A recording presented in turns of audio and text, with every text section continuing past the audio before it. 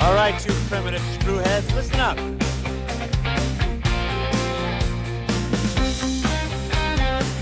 They're not allowed to be offensive, unfortunately.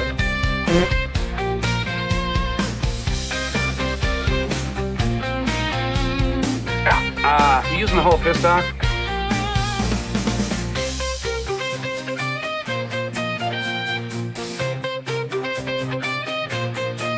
I got news for you, pal. You ain't leading but two things right now.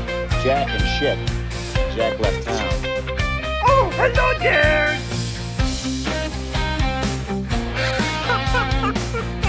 That was really cool, by the way.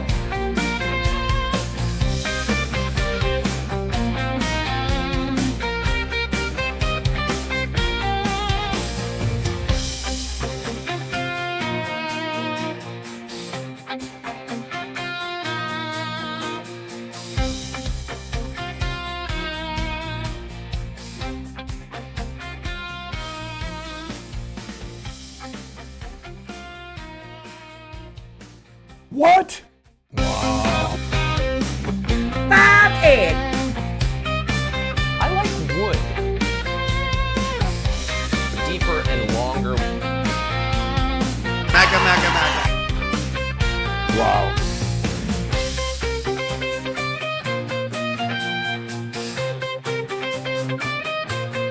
The golden rule. He who has the gold makes the rule. So that's the kind of fun it's gonna be.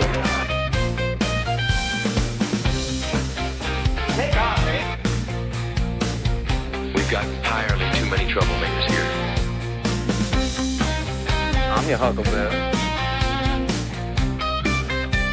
I'm dead sexy. Groovy.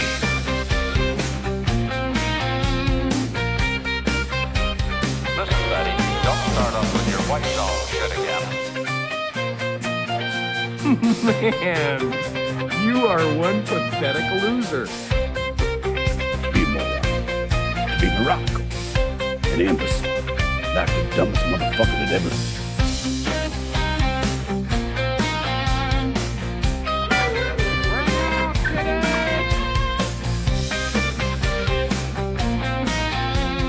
Well, it's a well-known fact, Sonny Jim, that there's a secret society of the 5 wealthiest people in the world, known as the Pentaverates, who run everything in the world, including the newspapers, and meet tri-annually at a secret country mansion in Colorado known as the Meadows.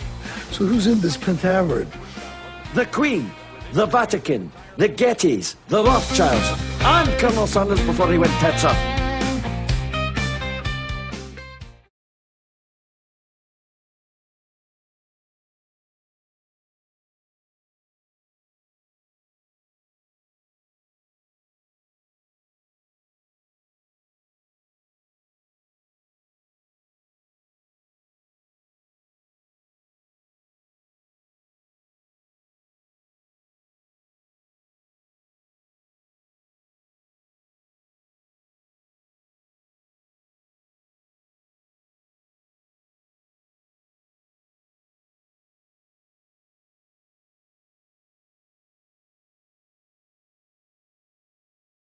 Damn it!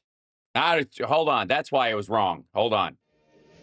Something strange happened to me this morning. Was it a dream where you see yourself standing in sort of sun god robes on a pyramid with 1,000 naked women screaming and throwing little pickles at you? No. Am I the only person that has that dream? We're starting over. Radio, let the sparks ignite. How sparks leading the charge day and night.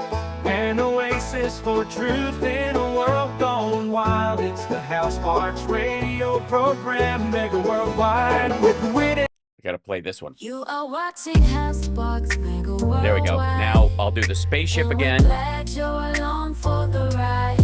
Every day Hal is here by your side. So And now we can do a real start. Like and subscribe.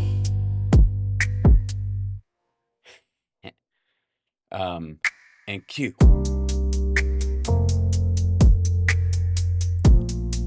All right, I'm going straight back to the chat room on this one. I apologize. It's HalSparks, Megaworldwide. Like, subscribe, give a thumbs up, support the show. Good Lord. Okay, it's the wind. I thought it was the cat. Welcome. I'm HalSparks, and I'll be HalSparksing the rest of the evening. Boy, did at least the stock market corrected itself. You could count on that one thing. Is there a latency thing? You hate AI tunes? I think by the way, I don't use AI tunes. I use AI jingles because I don't have the finances or the wherewithal to annoy real singers with my stupid jingle ideas. So, just saying. Yeah, so let's, let's see, kind of like, update feed. Yeah, here's the live ticker. We'll open up the live ticker, which is pretty dead now, ladies and gentlemen. Yeah, it was a fucking rough one today. 2,200 points, lost 1,500 points, 1,600 points yesterday, down 5% today. 38,314. I gotta say, when I said, what do you think, guys? How long will it take? What do you think the number is? 38,000? I thought that was at least a couple of days off.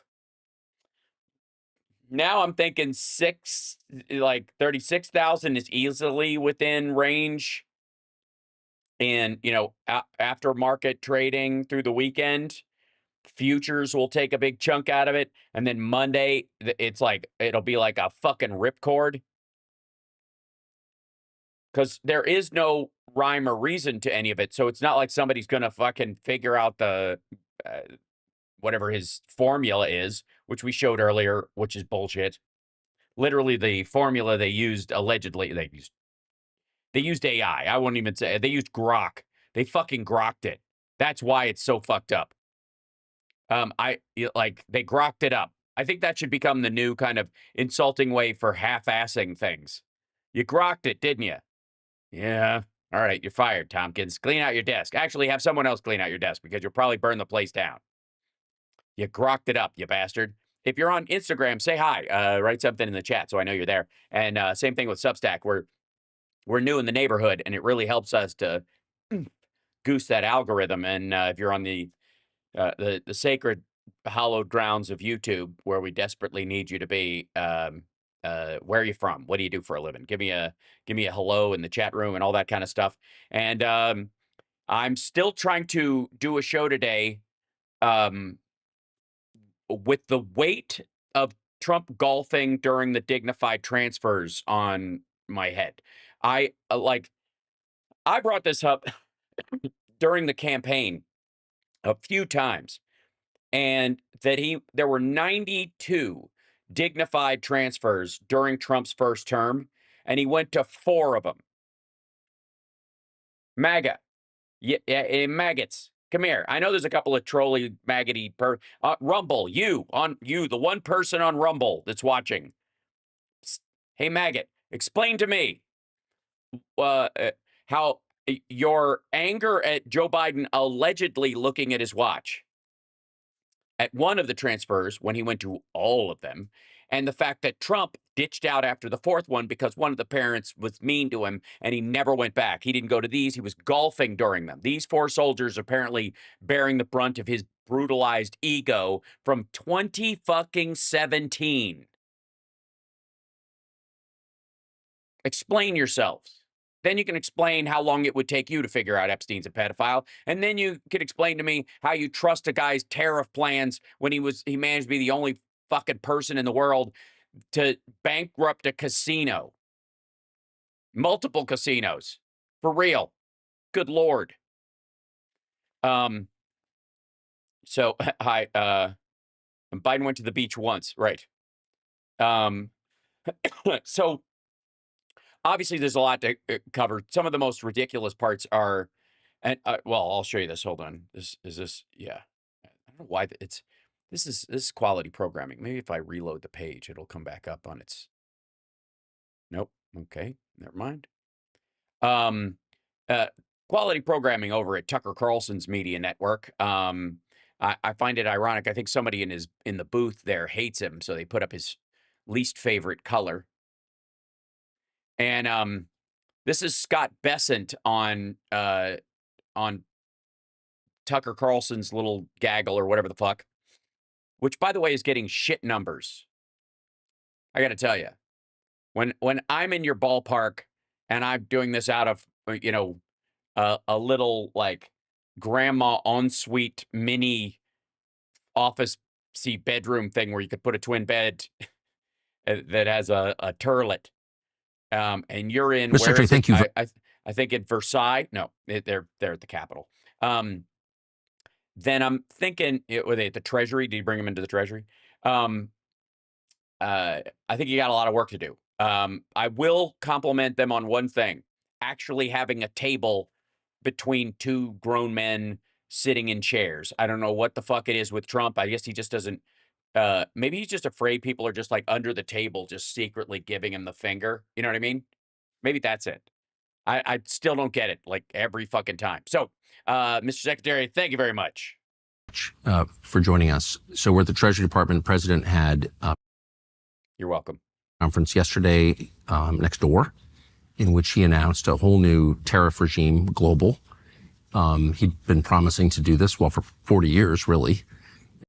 No, he wasn't promising to do it for 40 years. He was bemusing on the concept like an asshole for a long time, and he doesn't get. I mean, and his fucking buildings are built with Chinese steel. It was always a lie. He was basically like giving maggots an Americana hand job the whole time. Came not out of nowhere, but it was clearly his intent all along. It came not out of nowhere. What the fuck? As stated, but it did rattle people, including some of his supporters. So I just wanted to ask you, big picture. Is there a big picture? I think this leads. Well, Tucker and... Good God. What time do they close the casket? Look, Besant, I get you want even skin tone on I was going to say TV, but on YouTube. But there's a line and you crossed it. I don't know what the fuck. What in the what kind of did you stop by like a doll painting shop? Thank you for having me. And as you said, the president's been talking about this for 4 decades. Yes. And this is transformational for the American economy, for the American work. So would communism. Right. You know what I mean? I don't know. Us all going on a barter system would be transformational. That's not good. I guess you would want it to be accelerational. And for the new Republican alignment. What the fuck is that? Is that the Timu version of the New World Order? And you know, it's the new Republican alignment. Oh, I know what you mean. Where they finally take all of their family values horseshit and Christianity sales pitches they were doing for years and stuff them up their own ass by lining up behind an adjudicated rapist and thrice married adulterer with, you know, multitude of failed businesses who thinks raising babies is women's work. Like that? Combination of the old and new ideas. Some of the old ideas were put away. You know, I always tell everyone, and they don't want to hear it, the original tariff man was Alexander Hamilton. Yes. And he used... Yes. You know, originally, because we were barely a fucking country. He didn't have a lot of options. They didn't have a sort of debit system to keep track of sales tax. Jesus Christ. They didn't have fucking registers. What? Oh, God. The reason he was the original tariff man is because you had enough people to sit at ports and look through shipments and charge people in a way that you couldn't for sales tax anywhere, or you couldn't for income tax, because who the fuck knows what anybody makes in the wilds of Oklahoma near the Comancheria? The fuck? You know who was the original tariff guy? Noah. He was like, "Well, you said me 2 of everything, and I'll send you 2 of everything back in 40 days or so." To fund the new nation and to protect American industry.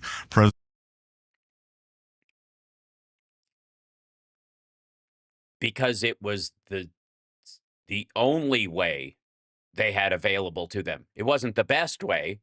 It wasn't the optimal way. It was the only way. And also, I don't know if you know this, but the Revolutionary War kind of kicked off because of taxation that the king was doing. So it really wouldn't have gone over well if they had attempted in this brand new country to start using regular order taxes to pay for everything. That kind of, so tariffing was. Trump has added a third leg to the stool, and he uses tariffs to negotiate. Yes. But I think. What the fuck? First of all, we've always used tariffs to negotiate, or the potential for tariffs to negotiate, or we bring down our tariffs in a trade agreement, which involves, I don't know, fucking negotiation. Jesus Christ. What is this nodding motherfucker doing? Has he just, like, thrown out the window the entire illusion of him being one of the dark web intellectuals of the right? This is not unlike I was a freshman in college when Ronald. I's a freshman in college. Uh-oh, someone's code switching because he knows who he's sitting across from. Came in 1980, and new day in America. And when I talk to people now, and they look back and they look at the Reagan years so fondly. Yes. No, they don't. That means you're only talking to the kind of people who would look back at the Reagan years fondly. Sycophantic Republicans. You nutcase.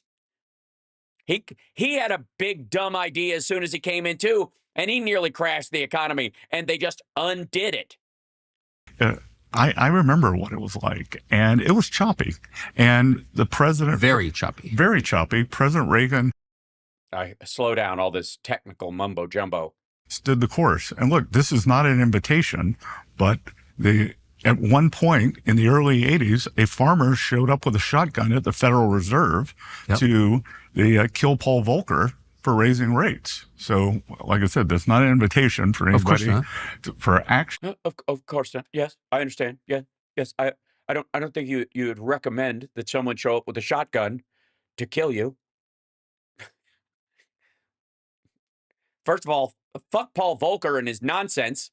These Volckerites hide behind his concepts about monetary inflation to like go against debt that was occurred not because of, financial easing out of nowhere, but out of a necessity when the economy was cratering because of a fucking pandemic or the 2008 crash or after 9/11. Jesus. But it was a tough time. And then in 1984, President Reagan won re-election with 49 states. And I think they may have even let Mondale win Minnesota just so it wasn't a skunk. Just to be nice, yeah. And that's what President Trump is doing now. For years, the American worker middle class has been eviscerated. American workers have taken it on the chin. And, we're just starting to see some of the research now. Like we're seeing. Okay. The middle class has not been eviscerated. Over the course of since the beginning of NAFTA, where the factory jobs really started to go overseas, the information jobs and the tech jobs and the like administrative jobs and the fucking insurance and all that kind of stuff have backfilled that middle class at a higher rate. They actually make more than adjusted manufacturing, just line workers would have made in the 90s and early 2000. So let's start there. Secondly, we have double the amount of manufacturing in the country now than we had in the 90s. There was the single biggest reshoring during the Biden years, but we still do $2.4 trillion worth of manufacturing in the United States. We did like 1.7 back then. The only reason it looks like it's gone down because it's gone down as share of GDP, because a lot of other shit has moved in its place.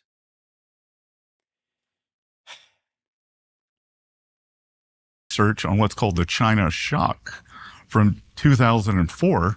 It's just coming out now, and it's what you know, it's what I know, but finally academics are saying, oh, the American workers never recovered from the China shock. What a surprise. And President Trump sensed it 40 years ago. No, a certain class of workers had their jobs shipped overseas. That was the problem that most of us were trying to remedy from NAFTA for a long time. Trump didn't with USMCA. It didn't do shit in those USMCA. NAFTA allowed for, and they weren't even expecting it, I don't think. They didn't think that was an option back then because, remember, this is the mid-'90s. They didn't think these jobs were going to go through Mexico and out to China, and then there'd be this alignment of production, China to Mexico, that would use and take advantage of NAFTA, and then factories would just go fucking everywhere. Corporations moved their factories overseas where labor was cheap, and we had trade agreements so that they could just bring the goods back and forth. And the American consumer base grew inexorably because of the availability of those goods and the cheapness of those goods. That's what happened. The U.S. economy continued to grow. We have wealth disparity. But even with that wealth disparity, our poor are better off than any of these labor countries that we take advantage of. This is more, well, it's just like this oversimplification stuff. He's doing campaign talk to try and excuse the fact that Trump doesn't know what the fuck he's doing. It's like he has to throw a match because it's all so crazy. Out in the campaign trail starting in 2015 up until last year, he has promised the American workers that the old standard of living can come back. And because what we've seen over the past at least 20 Yes, the old standard of living when we didn't have central air and satellite radio and standard issue cars and GPS, the old days. Everybody, he wants a pot in every kettle and mercury in the seams of every kettle. It'll all work out. Hold on, I'm moving this over here so I can see you guys. Fucking hell. Since the China shock, but more like the past 30. Oh, Groove Dragon, hold on. Groove Dragon's asking a very important question. Where do you get a 3D printer deal? First of all, the first 3D printer I built myself. It's true. And it was like $125 and it sucked. And the nice one, the MakerBot, which was like $2,500 and had like these features like an auto leveling heated bed and all that kind of stuff. You can get one of those for $200 now. Like, again, the fall off technology is so much better that people don't even know. Like, the availability of shit. And I always feel, when I start talking about this, I always feel like a grandfather who's like, when I was a boy, our game controllers had one stick and one button. None of this gribbity-grabbity gloobity-doo with 5 buttons and a wiggly-dop, and you had a camera and a visual thing, and then you could recenter yourself with a hotkey and all that. And we had one stick and one button, and we were happy, But literally, like the second-tier stuff is fucking amazing. Did I use the 3D printer to build my 3D printer? No, I did use it to make additional parts for it. That's one of the big things. Everybody buys a 3D printer and then it has a little spindle on the back so you can hold the filament, the little plastic shit that goes on the back. And then what you do is you print the first time a better filament holder. And yes, you can build a 3D printer almost entirely with another 3D printer. But anyways, we move on. I could get too nerdy. You're going to distract me, and I'm just so I know what you're trying to do, chat room. You're trying to make sure that I don't get upset with this dickhead, and it's not going to work. These massive distributional problems where the coasts have done great. Yes. And the middle of the country they have just seen quality of it. The life expectancy decline. They don't think their children are going to do better than they are. Okay, real quick. Middle of the country, investment availability of goods. As somebody who grew up in a little fucking podunk town, there are all these towns he's talking about in the middle of America have fucking malls and Starbucks and the availability, there are no food deserts like people talk about in like some urban centers. They're out in these places. It's a long drive because you want it to be a long drive. You're living in the sticks for a fucking reason. And their life expectancy has not gone down because of the expense of the quality of life. It's the availability of calories has never been fucking cheaper in the history of fucking planet Earth.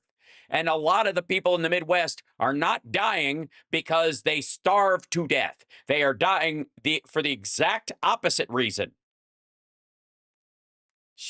So this idea that they got passed by and they've been shredded by life, like the evil coastal elites refuse to, give them, or have this like let them eat cake attitude with fucking Arkansas. It's the other way around. You know what I mean? Like that, like Arkansas and all these middle states, like look with derision at the states like on the coast that keep them afloat, that make them financially viable. Yes, calories, not quality. I completely agree. But you get my point. And like, say what you will about like cheap, like Chinese crap at Walmart, but the availability of goods has never been cheaper or more available to all of these people in their whole fucking lives. So this idea that like, and again, what he's saying really even doesn't have much to do with the middle of the country, because that's not who we're talking really like bordering Eastern states that are really the ones that push for Trumpism, which is like Mississippi and places like and Alabama and then the Carolinas and shit like that, Florida, which are whatever. I know these assholes think they're the South. It's so stupid.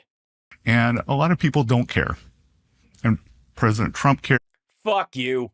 This administration cares. And this is the first step towards realigning that. A lot of our trading partners, including some of our allies, have not been good partners. If tariffs are so bad, why do they have them? Well, they don't have them blanket. They have them on specific goods to protect their local industries so that if the world collapses and there's another COVID outbreak or something, they or equivalent, they have the ability to keep their society moving along. They don't have just like a fuck America tariff. And if they did, we wouldn't do business with them. Question. Why do they have them? Right? Or if the American consumer is going to pay all the tariff, then why do they care about tariff? Right. Because we'll buy less. It's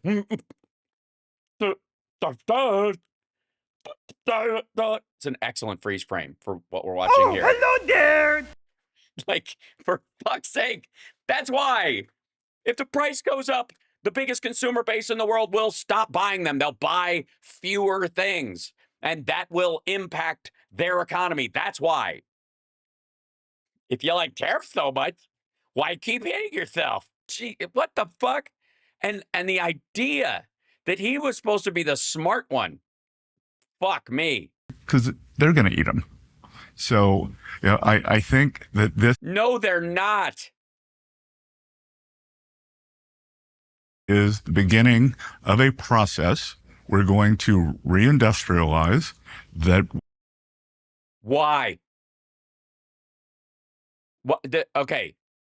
If we reindustrialize, does anyone think that the factories that they build here will be full of people working on an assembly line, making a decent living? Is that what you think these factories are going to be like? You think they're going to be like fucking Lucille Ball, doing Vitamita Vegemin and fucking chocolates? Gone to a highly financialized economy. We have stopped making things, especially a lot of things that are relevant for national security. Yeah, that's why we passed the CHIPS Act, dipshit.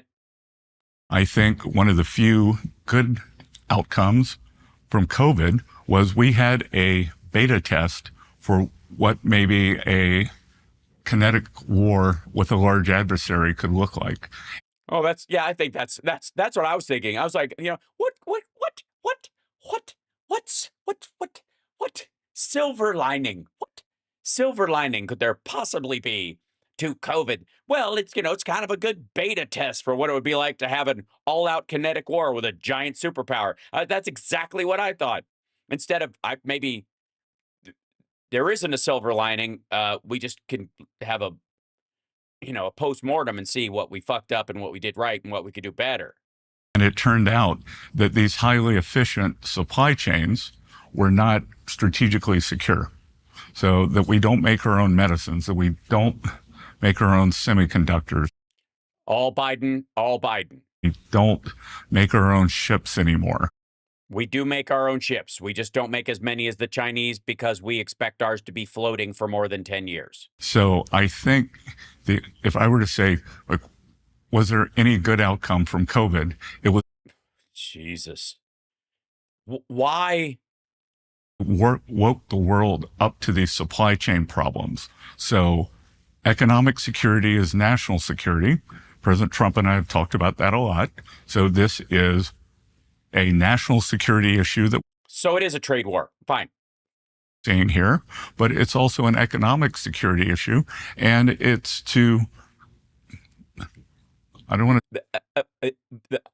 I don't want to say redistribute. Redistribute, but it is to give working Americans real wage gains and enhance their lives. And I've said out on the campaign trail, yeah, that's not what happens when a billion-dollar company makes a new factory. It's not going. You're not going to see a bunch of people in trailer parks all over fucking Oklahoma suddenly like shackles falling off their hands and walking out of a cave into the sunlight and into their new factory jobs because they've been held back since 1984. My most frequent mottos was Wall Street's done great.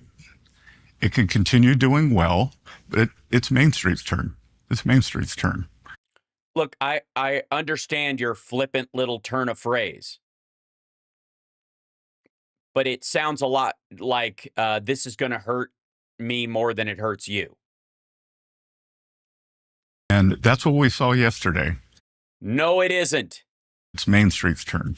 No, it isn't. No, the collapse of the Dow does not automatically backfill into Main Street. Like, oh, they took we lost $6 trillion on Wall Street, and it just was like, like, does anybody check like streets CCTV cams to see the cash just rolling down the streets in the Midwest? So that's dumb. Course of my life, 55 years, Wall Street really has been the commonly recognized measure of economic health. Like, how's the Dow doing? We've got entire TV channels devoted to tracking its progress, which has mostly been up during the course of my life. So, yeah, I don't really think about it. I was born rich. If the average of the equity averages fall, if the stock market falls, that's seen by a lot of people as like a measure that the economy itself is in decline. Do you think that's a fair measure? Look, the market goes up and down. Warren.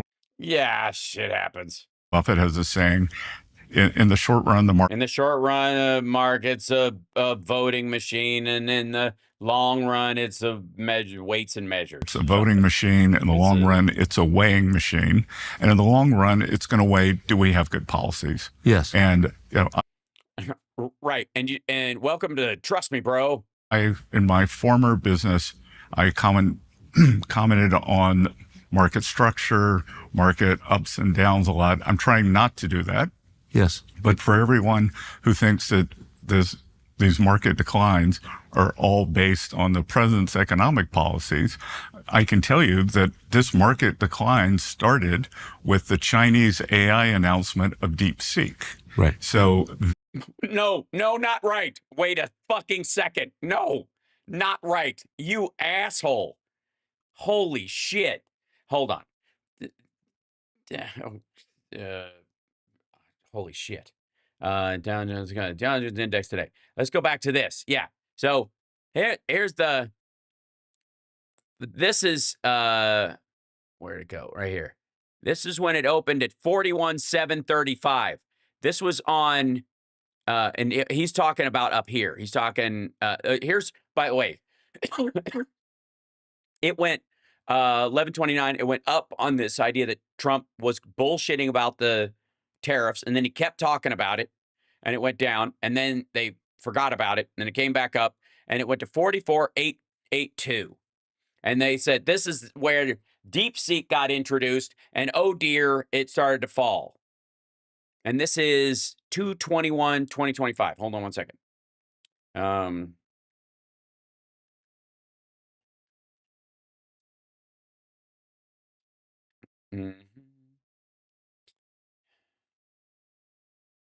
Let's see. What is? I don't know. I want the old. Okay. Yeah. So January 31st was DeepSeek. So this is, here's DeepSeek. Like DeepSeek was unveiled on January 31st. It didn't do shit for, we go all the way to February 20th. That's when you see the first big drop. Then we see this other drop. And then it kind of recovers a little bit. And then Trump announces this thing. And yeah, there it is. And then this is what you get. That, hey, asshole, that's not the DeepSeek launch right there. That is fucking, what, 4:59 p.m. on the 2nd. That's an hour after, that's the after hours trading was so fucking big. It made that a percentage drop anyways. 4.2, ba-boom. Then 4.3, ba-boom. 4.4, cadaver. That's not DeepSeek, you dumb motherfucker. This is where it was with DeepSeek. It was like, all right, we'll check this out. Maybe we'll readjust our sales. I don't know. This is a fucking, that is a cliff. What a dick. Jesus Christ. Hold on. Where am I? Is it on here? Hold on. Ugh. Oh, there he is. Just a parade of fucking terrible people today. So-called Mag 7, the tech stocks, had been doing very well for about 18 months, led the market. And I think that there was kind of a real dose of reality in what was going on in AI. And I think U.S. is going to remain the leader in AI, but the AI... Why don't you explain to us why and the depth of your understanding of AI right now, because you're doing such a great job with economics that I feel like, you know, we're all winners. You stay classy, San Diego. Oh, hello there. I love lamp. Right. This motherfucker. Its stocks started coming down. So, like, if I were to analyze... No, those stocks adjusted, but they didn't come down. Not like this. My old hat, and this is the only time I'm going to talk about it, my old hat, what's happening with the market, I'd say it's more a Mag 7 problem and not a MAGA problem. Fuck you. What are you, what?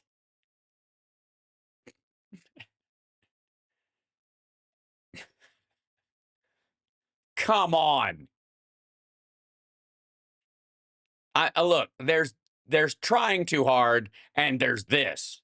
So it's a deeper, so actually the markets are, you're saying in this specific case with tech stocks, are taking like a real measure of the value of companies relative to foreign companies. Well, it's that, but if we look with the equal weighted S&P, even after today's move, down 4% in the year. Or, you know, in a long-term chart, you wouldn't even notice that. Yeah. And I think... Yeah, no, we wouldn't even notice that. Most important thing that we can do, that I can do as the Treasury Secretary, that President Trump wants to do, is put in... Yeah, because every president applauds a 4% drop in their first year as soon as they take office. Sound fundamentals for the underlying economy. And if the underlying economy is good, if taxes are stable, if businesses have predictability, which none of those things are true. We have cheap and plentiful energy. If we deregulate, again, can we be a little more specific about this deregulation shit? Because I'm not really interested in mercury and candy bars. Treat our workforce well, then we're going to have a great stock market.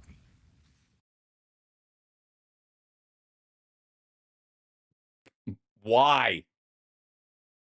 Sorry. If HR reports good worker satisfaction, that's going to affect the bottom line of any fucking company. The president, especially when they're afraid that if they lose a job, they won't be able to find another one. Maybe that's it. Maybe if we treat our workers right, which is make sure they can't afford to quit. Suggested in describing his plan for tariffs, he said, look, you could conceivably fund a lot of government with tariffs. And that would suggest that taxpayers fund less of the burden. And so do you expect that these will be accompanied by a Hey, real quick. Taxpayers do fund that government. It's just a regressive tax so that the poorer people pay for more of the government than they are right now. This is the rich moving the tax burden from them to you. That's what this is. Tariffs make it so that the price of goods go up, the kind of shit you assholes, import your fucking IKEA furniture and your Lecum key sauce that you need to have on stuff. And you assholes, you should pay we're going to nickel and dime everybody on the prices of everything so that we, the rich, don't have to pay for shit. That's what this is. It's shifting the tax burden to the lower classes and to the poor. That's what it's for. Improved tax cut for the middle class. Tucker, I just want to go back for a moment too. That one of the things that one of our plans is, listen to this. You're gonna love it. What? Okay. So, Tuck, listen. What we're gonna do is give the middle class a tax cut, and then we're gonna make them think that they're gonna be doing better for a little bit, and then the tariffs are slowly going to catch in, and it's going to be a long while before they realize they'll come to the realization, but we'll be out of here by then, that they're actually paying more for goods, and those tariff costs for those goods are ending up to be a higher tax on them than the taxes they were paying before the tax cut. You see how that works? It's fucking brilliant.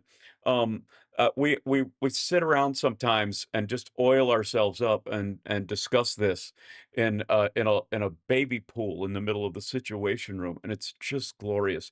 So what we'll do is we give you a tax cut, and then you pay those taxes through the price of general goods, and you pay more taxes in the end, and you do it when you need it the most, which is at the point of sale. So you really don't you can't get out of it. You just have live with less, and then that of course raises the chances that people, give up on their dreams or do themselves in and stuff. And that lowers the competition rate for people like you and me, Tuck.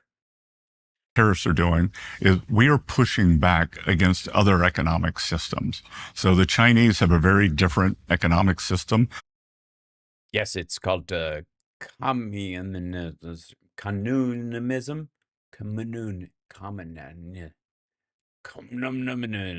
I'll remember it later. They have low cost. Some would call it literally slave labor. They subsidize industry with subsidized loans. They have a lot of non-tariff barriers. Your show can't be shown there. Yes. Yeah, that's a trade barrier. Yeah, that's a propaganda thing, stupid. And also, they still have some taste left. So we're pushing back against. By the way, I don't know why it couldn't be shown there. They would love its anti-American sentiment and its fuck you to the middle class in America bent. That, and with the tariff income, it can be substantial. And if we think like a classical model of tariff income would say, Classical model. There's a 10% tariff, then the currency would appreciate about 40% of that, so 4% of it. Then the producer in the other country would eat about 4%. And then the U.S. consumer might have a one-time price adjustment of 2%. So, in a 10% tariff, maybe the consumer pays 2% of it. We saw there's a study out recently from. So the idea is that you put a 34% tariff on China, so the American consumer would pay 3.4% more for all Chinese goods.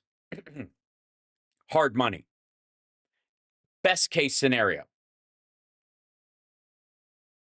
What happens when that applies to multiple units within a device?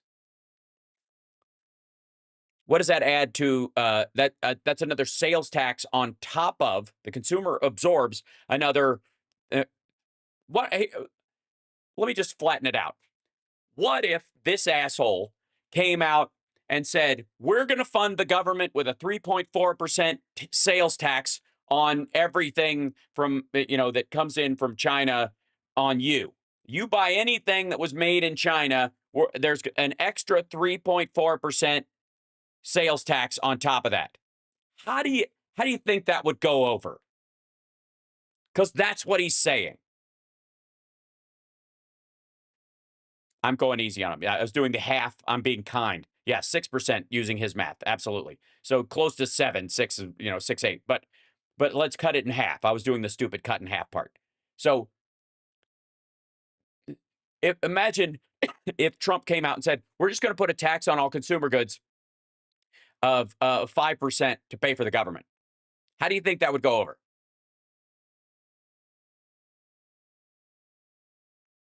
Terry says, fine if you eliminate the income tax. No, it's not. You would pay a lot more than you pay in income tax. A lot more. And what you'll do is you'll put the burden of it on the consumer at the lowest end of the spectrum, because everything they buy is the cheap stuff. Every transaction, every dollar store item would be a $1.30 instantly. And go back to all that shit that they talk about, like a nickel rise in gas prices destroys America, right? Remember that shit? Group at MIT that shows that with President Trump's first China tariffs, which were approximately 20%, the price level went up 0.7. So to answer. That's because they weren't on everything. Oh, my fucking God. They weren't across the board on all Chinese goods. As a matter of fact, he had a couple of very specific carve-outs. Hold on. Let's see.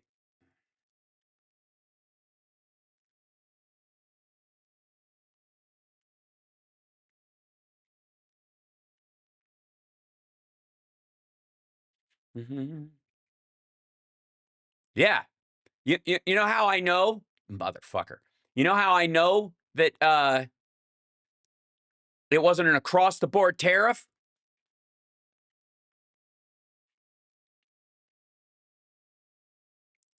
Because he carved out Ivanka's merch, the shit she was selling. And the reason it's 0.7% is because it's only on a few industries across a myriad of industries. But if you were buying those particular things, it wasn't 0.7%, was it? What an asshole. Okay, anyways, we got plenty of bullshit to go around today, no doubt. By the way, and you're watching HalSparks Megaworldwide, like, subscribe. I would, let's go from the sublime to the insidious, ladies and gentlemen. I'm HalSparks, and I'll be HalSparksing the rest of the evening. Hit that like, share the show, annoy the maggot in your neighborhood by letting them know that you watch this show. And can I just say real quick on a side note, I'm so busy often doing the show that I don't have time for the other ancillary social media stuff that I used to do. I used to spend a lot more time online before I was doing this show. I really do. I'm there in fits and starts these days, but I can't be on as much because I'm too busy reading, watching, studying. Like, yeah. So I just don't have time for it. Excuse me. I don't have time for it. And but on Blue Sky, I will occasionally see the lovely folks that post clips from the show on Blue Sky. Thank you guys so much for doing that. Like, I see it, and you'll see I fleek them or whatever on Blue Sky and other places. I'll repost them on there, and I want you to know I'm very grateful that you do that. And I wish I had more time where I could sit there and write something that expresses that, but that if I start, I won't stop because that's how my brain works. So I have to just go boink and go thank you and then move on. So it means a lot. Like it's very heartwarming when I see that. Just say it. If it's okay. I just wanted to make that moment. Just say that moment. Us and all of us. All right, now.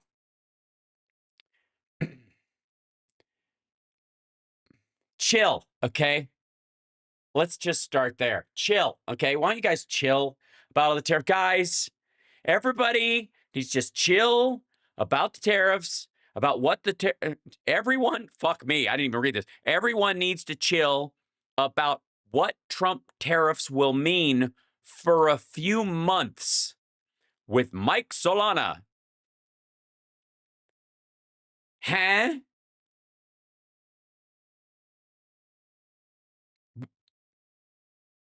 They just got to chill out for a few fucking months?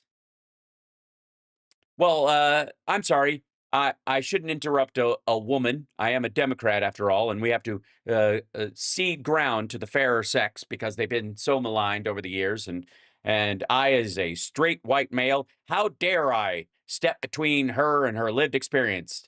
As a multimillionaire who was sexually harassed out of her last job and then chose, after looking at the paycheck, to go back into business with those people. Who am I to dare say such a thing? I guess we'll go to Donald Trump and tariffs, because the Trump agenda. You guess? They're very upset about, yes, tariffs and DEI and all of that.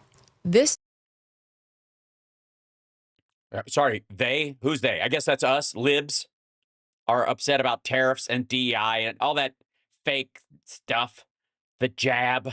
Something, we talked about this a little bit before we got to air. I think we both have the same view on it, which is you say what your view You can't is. make me care about tariffs. Yeah. You cannot make me mad about them. It's not going to happen. You can scream, you can yell. You're getting it from all sides right now. You're getting this sort of just classically presenting globalists. You're getting Democrats, obviously. Classically presenting globalist.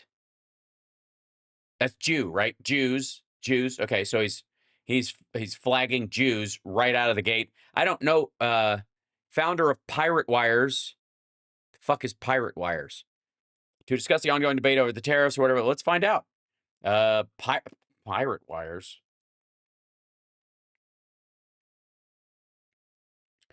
Oh no. Pirate Wires. Oh, it's like it's an online newspaper kind of thing.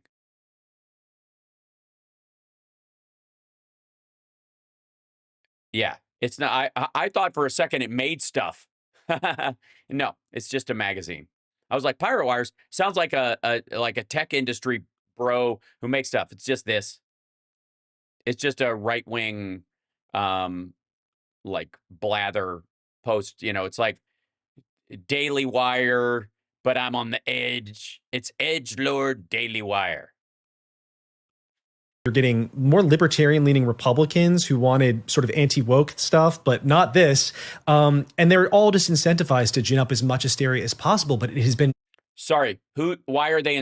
what is their incentive? Captain Nostrils. What's their incentive? Oh, that they all have to eat? years of this now, and it just started. It's the beginning of Trump's term. He has a lot of there's a lot of reason for him to kick up a bunch of chaos and create a bunch of leverage and begin some kind of negotiations that I don't know really anything about at this point. Well, I'm glad she turned to you, and I'm glad you're telling us all to not worry about it because you don't know anything about it. So you'd be the person, motherfucker. And it's okay to just sit down and be like, let's see how it goes. Yeah. Like, I think that's fine to just take it day by day. I don't know why we have to. Yeah, unless you, I guess, have a 401k or your job will be affected by the tariffs, or you're one of the people in that the layoffs will impact. I mean, if you're just sitting on a bunch of fucking Russian bot money, I guess you can write it out. You know, DEFCON 1, as you were saying before, I agree. It's like, let's just take a chill pill. Well, hey, fuckwad, DEFCON 1 is the worst. You count down.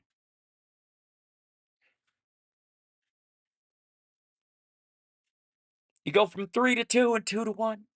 And still afford them. They're Wait, made in calm China. down. Just sim the mer, as Bill Hemmer used to say. Sim the mer. Calm down. They won't, but yeah, they won't. It is interesting. Who's they? The entire political spectrum, according to him. People on the right, people on the left, people with lots of money, people with a regular job, and they're all freaking out. And you're like, fuck, who are you people? I don't even know what you're upset about. Because Trump always says, I ran on this. And he is doing only stuff he ran on. Really, everything he's doing is a promise made, promise kept. Yeah. Oh, yeah, like sending that Maryland dad who's a citizen to an El Salvadoran jail and shutting down Ebola programs or Alzheimer's research. Remember that? Remember when he ran on that? Fuck are you talking about? He ran on, we're going to have Doge and we're going to have government efficiency and we're going to cut all the waste and get rid of the deep state. And then what apparently the deep state was really working hard on trying to cure Alzheimer's. This one in particular has been a lifelong issue for Trump. This clip has been circulating on social. So has rape. He's also been a serial sexual assaulter his entire fucking adult life. That doesn't make it right now. Yeah, I saw it on X a couple of times. And it was back when we still liked Oprah in 1988, when she was still somewhat self-deprecating and likable. Not her billionaire actress self. Like, what? With Meghan Markle. What? They wanted to know how dark your baby was going to... What? We don't like that version. However, fat, fun Oprah was great. Thin. All right. Look, I know that at one point you had a normal collagen fat to skin to bone ratio. And I know you've been looking longingly at Ann Coulter's figure and face for a very long time, and you are trying to get there as fast as you can. And I have my own issues with Oprah giving us fucking Dr. Phil and Dr. Oz. Her choice in men is rather shite.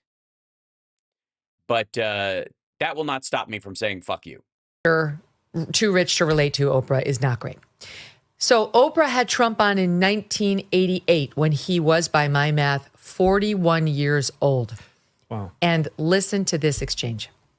What would you do differently, Donald? I'd make our allies, forgetting about the enemies you can't talk to so easily, I'd make our allies pay their fair share. We're a debtor nation. Something's going to happen over the next number of years with this country, because you can't keep going on losing $200 billion, and yet we let Japan come in and... Yes, we did, and we did just fine. None of this panned out. In this, fuck you, in this same interview, like he was talking about, by 1995, our economy is going to collapse.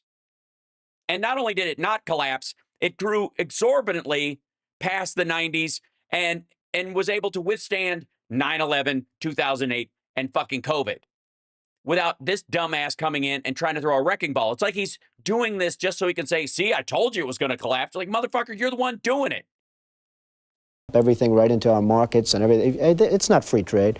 If you ever go to Japan right now and try to sell something, forget about it, Oprah. Just forget about it. It's almost impossible. They don't have laws against it. They just make it impossible. They come over here, they sell their cars, their VCRs, they knock the hell out of our companies. And hey, I have tremendous... And their entire economy collapsed 2 years later, and their stock market has still not fully recovered.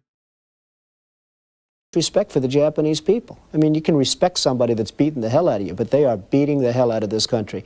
Kuwait, they live like kings. The poorest person in Kuwait, they live like kings. And yet they're not paying. We make it possible for them to sell their oil. Why aren't they paying us 25% of what they're making? It's a joke. This sounds like political presidential talk to me, and I know people have talked to you about whether or not you... No, it doesn't. It sounds like mafia bullshit, Oprah. You had presidential talk written on your goddamn card back then. I know that. We all know that. That's what this was for. That's why he agreed to come on with the idea that what if he runs for president someday? That was the whole purpose of this bullshit. Run. Would you ever? Probably not. But I do get tired of seeing the country ripped off. Why would you not? I just don't think I really have the inclination to do it. I love what I'm doing. I really like it. Also, it doesn't pay as well. No, it doesn't. But, you know, I just probably wouldn't do it, Oprah. I probably wouldn't, but I do get tired of seeing what's happening with this country. And if it got so bad, I would never want to rule it out totally, because I really am tired of seeing what's happening with this country, how we're really making other people live like kings, and we're not. People are tired of seeing the United States ripped off. And I can't promise you everything, but I can tell you one thing. This country would make one hell of a lot of money from those people that for 25 years have taken advantage. It wouldn't be the way it's been. Yeah. And everyone back then was like, yeah, that's not how any of this shit works, Mr. Chinese steel and all your buildings, Mr. Mafia fucking concrete. Interesting about that clip, among other things, is that he's wrong. In 88, before we decided to really open the floodgates to trade with China. Yep.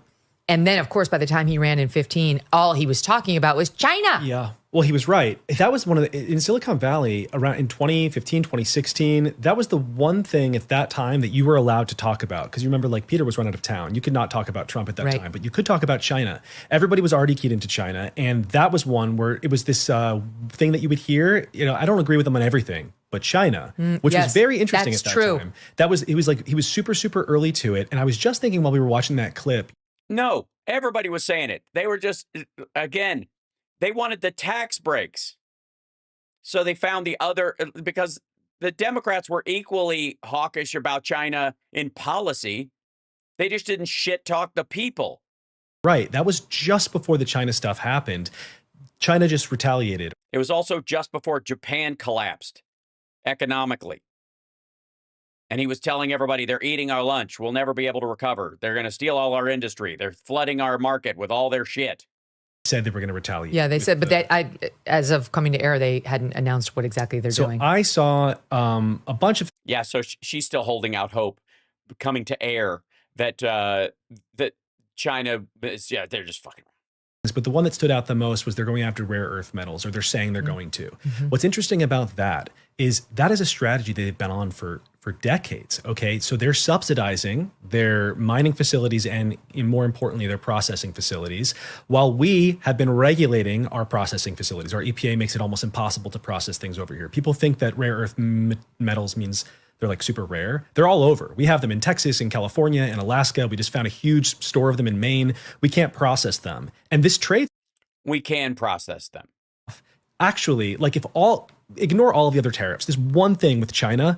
Also, the mining of these things is very toxic. And one of the upsides and the reason you pay for other countries to do it and buy it from them is because you can avoid all the toxicity. The cost-benefit analysis in, well, we can do it cheaper here, or we can buy it from them and still have fresh water in our country. That's the trade-off. It's not a straight line monetary thing. Like, it's more expensive to do it here, but we got it, so we might as well dig it up here. No, we'd rather have the fresh water if we can.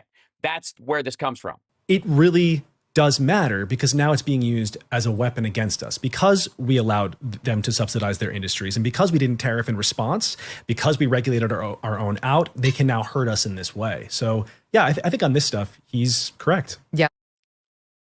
No, he isn't. No, he isn't.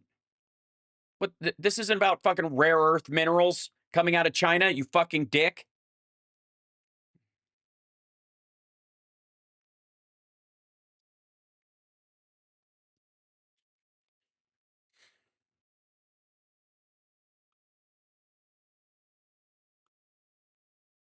We already started solving this 2 fucking years ago.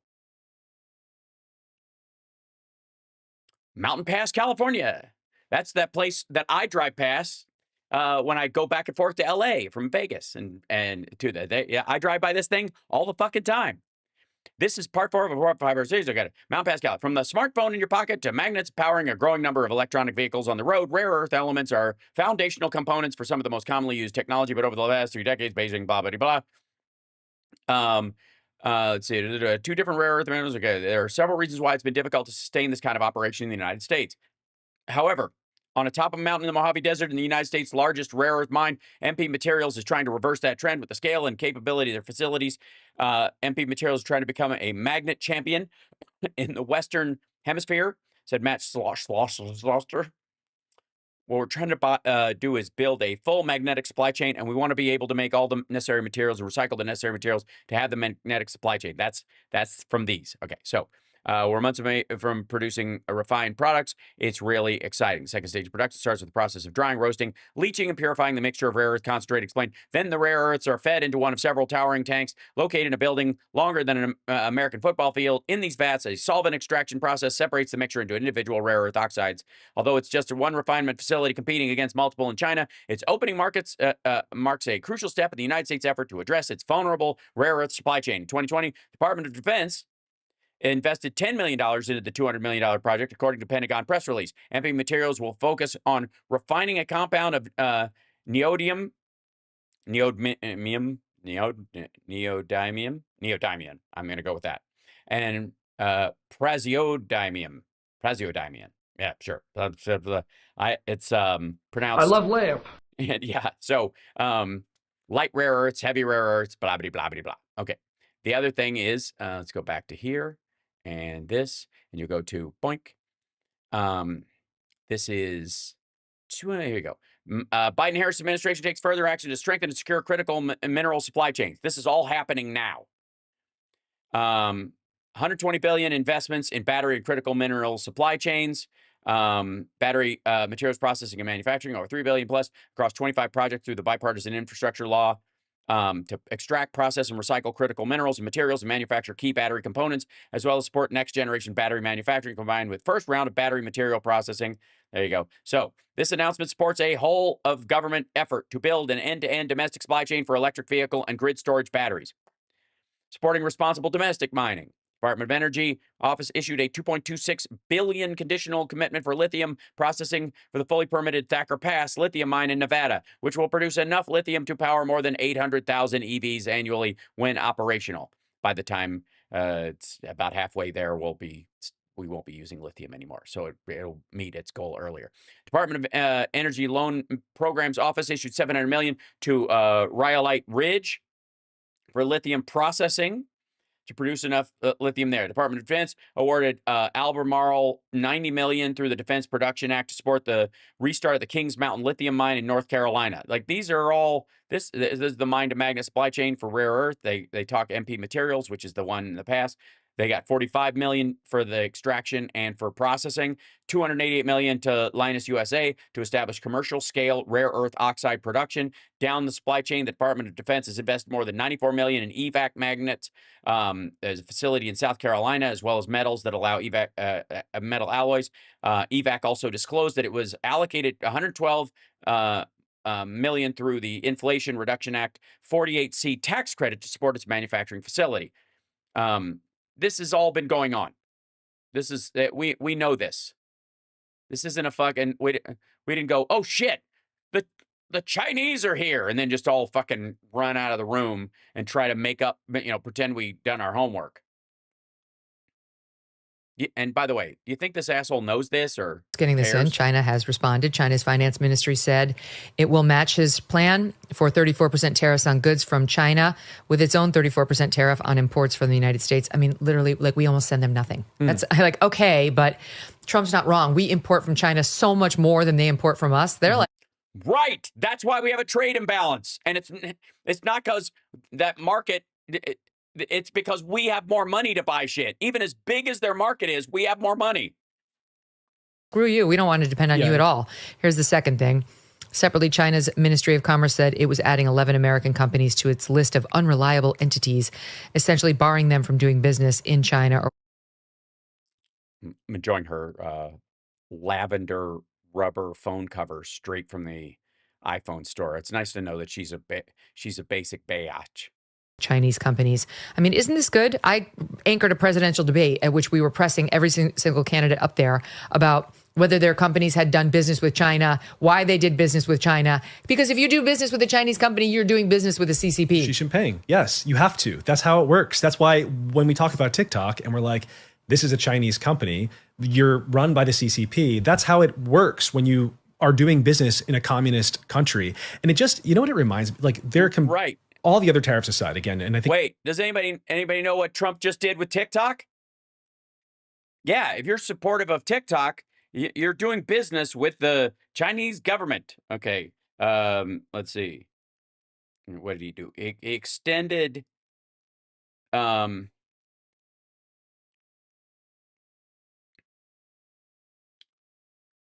Yeah.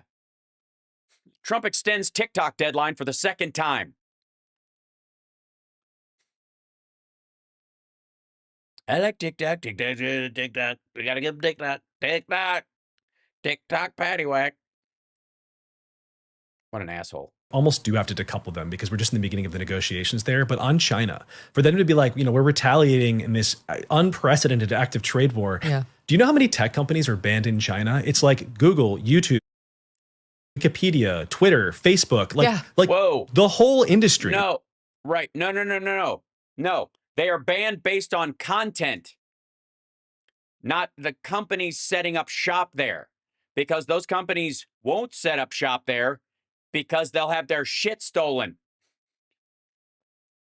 That's different. And again, that's not a tariff thing. That's and unless we're going to have are we having e-tariffs now? Like, you don't let YouTube into your country and therefore deny us the ad rev from your country. So therefore, we're going to hit you with a tariff on that. Just tariffed. It's an embargo. They have been waging trade war against the United States. It's not a trade war. That's a propaganda war. They don't let outside media into their country. That's part and parcel to being a communist country. Like, that's why none of these countries, if they do go in there, they shut down parts of it, and it becomes a big story in the United States that Google and others, remove stuff about, I don't know, they're like Chinese atrocities in Vietnam or the expansion of the, Han Chinese and putting somebody in every Uyghur house as they, sterilize Uyghur women and put people in re-education camps. Like, you can Google that and look it up. That's why Google's not in China, because you can Google it. Honestly, one of the worst things you can do in China is Google something. It will get you in deep shit. Obviously, or in the case of like the rare earth metal strategy, sort of quietly for decades. Well, we've thought like, oh, we're just playing along. And now one person says this is unfair, and they're like grasping their pearls. It's like when an Islamicist blows something up, and then everyone says, hey, like, it seems like there's a problem with Islamicism. And they're like, that's violent rhetoric. Right. It's like, well, what about the violence? Then that's kind of how I feel with the This is Islamicism. Yeah, it's exactly like that. Trade, suicide bombers. What's the difference? trade stuff. It's just ridiculous that I have to sit here. It's ridiculous. I know less about that than I know about trade. Okay. Why do you people ask me these questions? I don't know. Just chill, okay? Stop. And take it seriously. I'm excited to see what Trump can do. And I understand people are they're feeling uncertain because they rely on their 401ks. You got retirees who have... Yeah, they do. You don't, Megan, because you're a multimillionaire. And you can take a hit to your fortune and it won't fucking matter. I guarantee whatever her multi-million-dollar house is, she owns it free and clear. I guarantee every, like the only cars that she hasn't paid cash for, she leases for the tax break. Fixed income. I get all of that. But no, you don't. No, you don't. You don't get what it's like to live on a fixed income, lady. you just have to hold the line, hold the line. That's what Trump is asking. I believe that he will do something to watch out for the most vulnerable. Like last time he did that when certain farmers got hit on his trade, on his tariffs in Trump 1.0. I mean, now it was government, quote, handouts. But if he's going to take away. Yeah, that's exactly what it was. It was fucking communism, lady.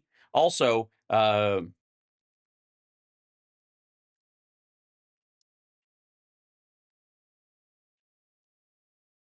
if you don't mind.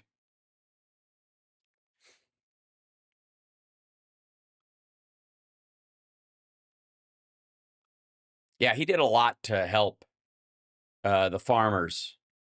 Lawmakers want to know why a Brazilian-owned company got payments from a program aimed to help American farmers weather President Trump's trade war. He looks out for the underprivileged people. He walked over and he was like, "Oh, hello there."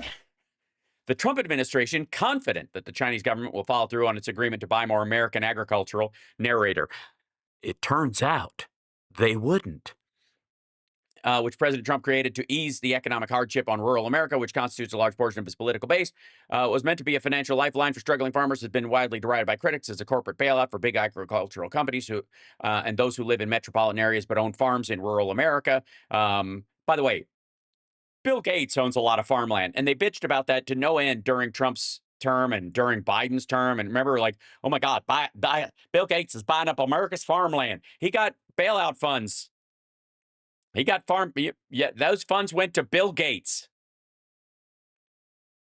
America.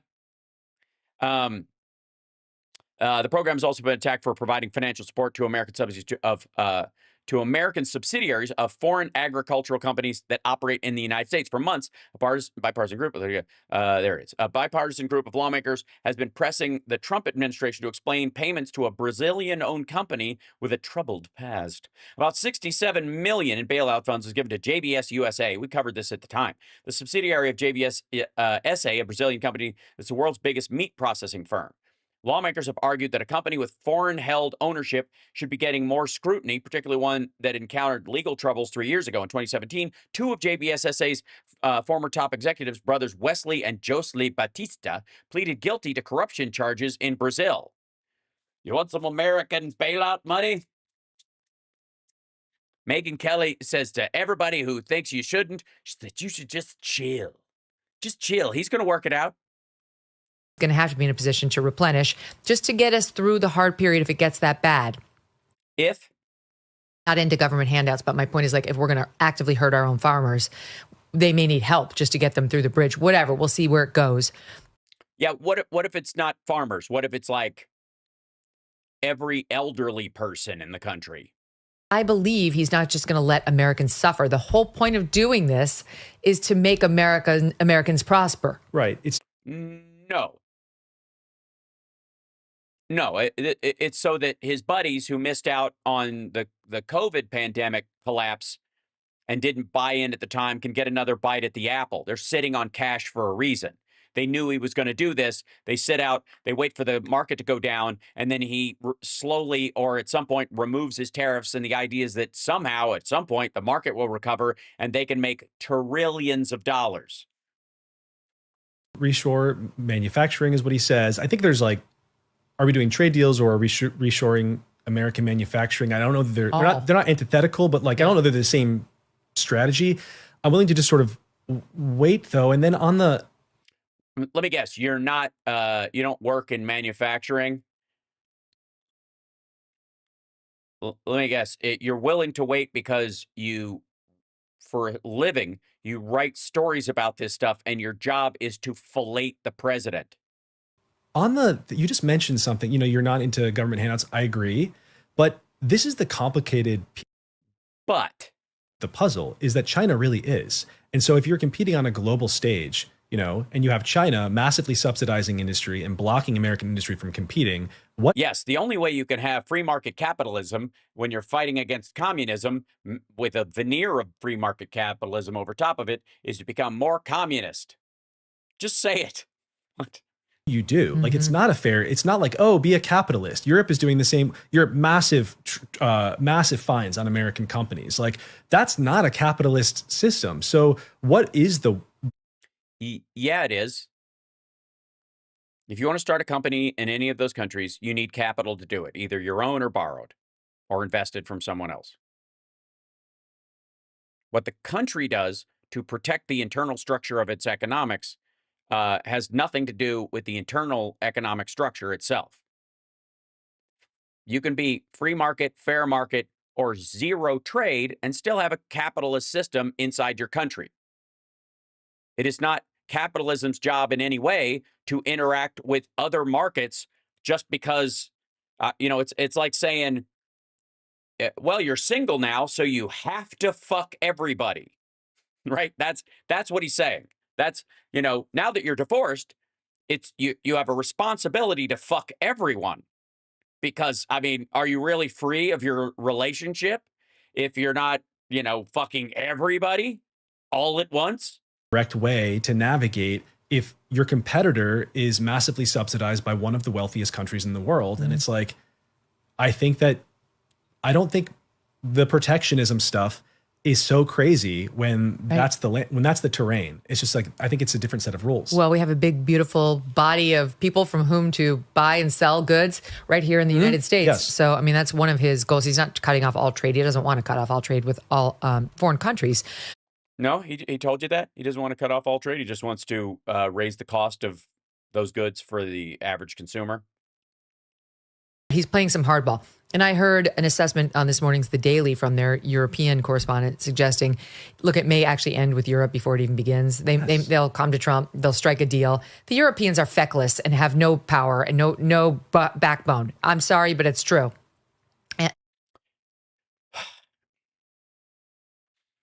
Okay. Never mind just kind of the abstract weirdness of that assumption. Racist. As someone of largely European background, my ancestors would say, fuck you, lady. You cuntje. So if you're talking about like feckless leaders in regard to what? Shit you didn't agree with on COVID, or agreement with Biden over things, or that they back down, you know, maybe you're talking about Germany slow walking their removal of Russian oil over time. But I mean, when the shit hits the fan, the Europeans lock fucking down, and they can unify and screw a lot of markets. And there's a lot of tech, a lot of very high tech shit that comes through Europe. IKEA moved a big chunk of its production to the Czech Republic. What do you think that's going to do to price? That's European prices. That's and believe me, they don't need America to sell IKEA stuff. There's the entire, like, all of Southeast Asia is a market waiting for that stuff because the price isn't that high, and compared to the United States, they'd have a higher profit margin on it. It's like she so much. Lovely place to visit. But I think they will come hat in hand and try to work something out with him. And if they don't, and how many more days of this can we take if they don't? How many more days? How many more days, Substack? What do you think? I think Monday's the off with his head day. I think Tuesday is when a bunch of these go into effect, and then that's when he's got to shit or get off the pot. And if they haven't repealed a big chunk of them to normalize the market, everybody's going to be going, like, his phone's going to be ringing off the fucking hook with, like, you're going to destroy the auto industry. You're going to destroy what little manufacturing we have. You're going to destroy the fucking oil industry because we need some of the electronics they use in mining, for example. He wants to lower the price of oil. Well, it's collapsing because of recession fears now. And there was already a glut. Hi, Supreme 90X. So hold on, I realized I didn't have my the Substack window open, so I couldn't see what you guys were saying about this in here. So Monday, end of day, Tuesday, Thursday, you think? Yeah, I think you're right. I think it's like Monday, Tuesday, it really reaches a fucking fever pitch. But I think his ego, I mean, the man skipped a fucking soldier dignified transfer to go golfing. So the idea that he's going to suddenly learn how to give a fuck about anybody else between now and then is ridiculous. But if the news gets bad enough and it's hanging around his neck and he doesn't start believing like, yeah, it's good, it'll totally turn around. Folks are going to tell him like, no, some of this will be gone for good and they'll blame you. Mexico and Canada didn't get this particular round of sanctions or tariffs. They got an earlier round and actually are already changing their behavior. So it's Asia. Yeah. It's Asia really that we have to watch. You mean where most of the goods from Walmart come from? All of it. I saw Vietnam also made a bunch of they changed a bunch of their tariffs around. I don't anticipating know. this. Yeah, like who knows what. But they were making a point about Vietnam and these other places, which is when Trump dropped the tariffs on China first time around, China outsourced its manufacturing plants to countries like Vietnam. They do that in Mexico too, so that they wouldn't be hit by the tariffs we put on China. So they've been doing an end around Trump, and that's why he did a sweeping like, now it doesn't matter if you moved it to Vietnam, we're getting them too. Yeah, I think it's really. First of all, asshole, no. That's not why at all. Apple and other companies, American companies, moved their shit out of China to avoid the use of slave labor, and they couldn't afford to move it fully to Mexico, so they shifted their factories to Vietnam. One of the biggest ones that they were building was in Vietnam. That's where they were going to move it to because it ain't China, but the labor costs are similar, and so they could maintain price point until such time as they could create a fully automated factory in North America. And that's that whole $500 billion that China that Apple's going to invest in the United States. Let me tell you, it's going to be one big fucking iPhone vending machine.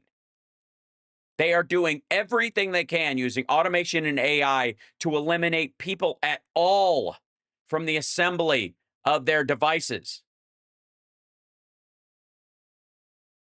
And it's not going to be like, oh, we're bringing back American jobs that were taken by the Chinese. They never existed when NAFTA started. This kind of computer assembly that we're seeing, or even smartphones themselves, didn't exist at the beginning of NAFTA at all. One of the reasons we have smartphones is because the scale of making something like that, the labor costs at the time were so intensive that it was an impossibility. If you invented the fucking smartphone in the late 90s, you'd be like, this is amazing.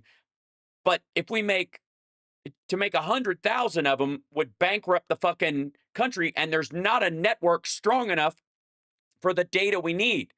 But when the price started to come down and you could reach MVP, minimum viable product, which is what the first iPhone was, it was the lowest res version of it that they could possibly put out that was actually functional. It was only financially possible for the consumer because it was as dense as any home computer up at that point. The only way you could lower the price where people could actually afford one to use was to have it made someplace else, because even the automation wasn't up to speed yet. It's going to be, but by that time, it won't be about jobs anymore.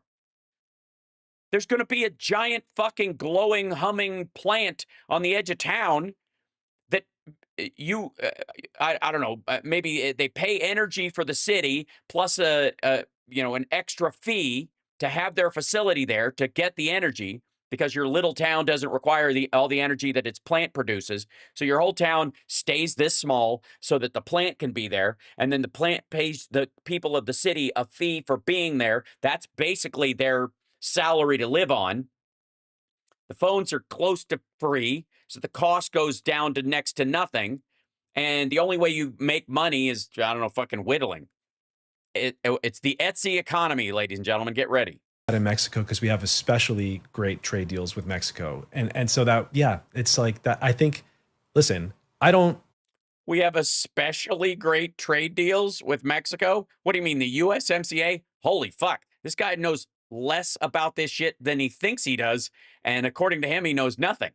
I don't know. Again, Yeah. can't make me care about tariffs. Yep. I'm going to just like chill out and see how it I'm goes. caring mildly based on this conversation, but like, that's it, mildly. But sorry, this whole conversation with this dude who's shrugging the whole fucking thing off has actually taken her from not caring to mildly worried. Maybe it's dawning on her. Is that a possibility? like, we'll see. I That's think it's right. fine to Yeah, totally. We'll see. Let's stop. You guys need to stop. You need to just stop. We'll see. I mean, what do you all like who like shops and buys and eats food, that they get from a place? Like, who does that? Like, all right, real quick. We have to jump into this next one, and I'm going to apologize ahead of time because nobody needs to see this fucker's face ever again. But for those of you who don't know, Russell Brand was charged with 4 counts of rape, indecent assault, and sexual assault in London today, officially. And he's also got charges in Los Angeles that I guess we'll have to wait until he comes here or he's extradited after this, or I don't know what the shit where the process is on that one. But he wanted people to know the truth. So he put out a statement. He put out, because when you're dealing with something this serious, what you want to do is put on a fucking straw hat at a fucking resort someplace and jabber about it into your phone for a minute and call it a day. Hello. Firstly, thank you. Hello. I'm in a very exclusive resort. This is live from St. James Island. These incredible and overwhelming messages of support from my legal team, who are really looking forward to buying a boat of their own. Fortunate in a way to live in a time where there's so little trust in the British government. We're very fortunate, I suppose, that this is happening. Yes, I'm so lucky to be busted at a time when people are mad at the cops all this time, so I can use that to my advantage. At a time where we know that the law has become a kind of weapon to be used. Yes, against crime. Yeah, that's how it works, shithead. Against people, institutions, and sometimes entire nations that will not. I'm sorry, which are you? I'm assuming you're an entire nation. The nation of Russell. Look, I don't approve of Trump's tariff bullshit, but I hope he hits you with a 250% tariff on that hat alone. Accept and tolerate levels of corruption that are unprecedented. I'm speaking particularly to those of you that are watching this in the UK. How do you feel about your legal system right now? Pretty good. But I imagine they feel pretty good. Whatever. Like, finally, they're getting the scumbags off the street. How do you feel about some of the high-profile cases that are not being pursued and prosecuted? How do you feel that the Southport murders were handled? How do you feel about the government of Keir Starmer? So the idea is that if there isn't progress in other cases to your liking, why are we bothering with rape?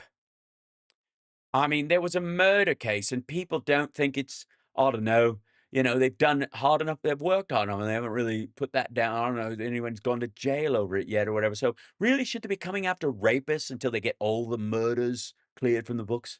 That's just sort of general context. I've always told you guys that when I was young and single, before I had my wife and family, we're just out of shot over there, my beautiful children. Don't make a statement about this stuff with your wife and beautiful children just out off camera. Ew. Fool, man.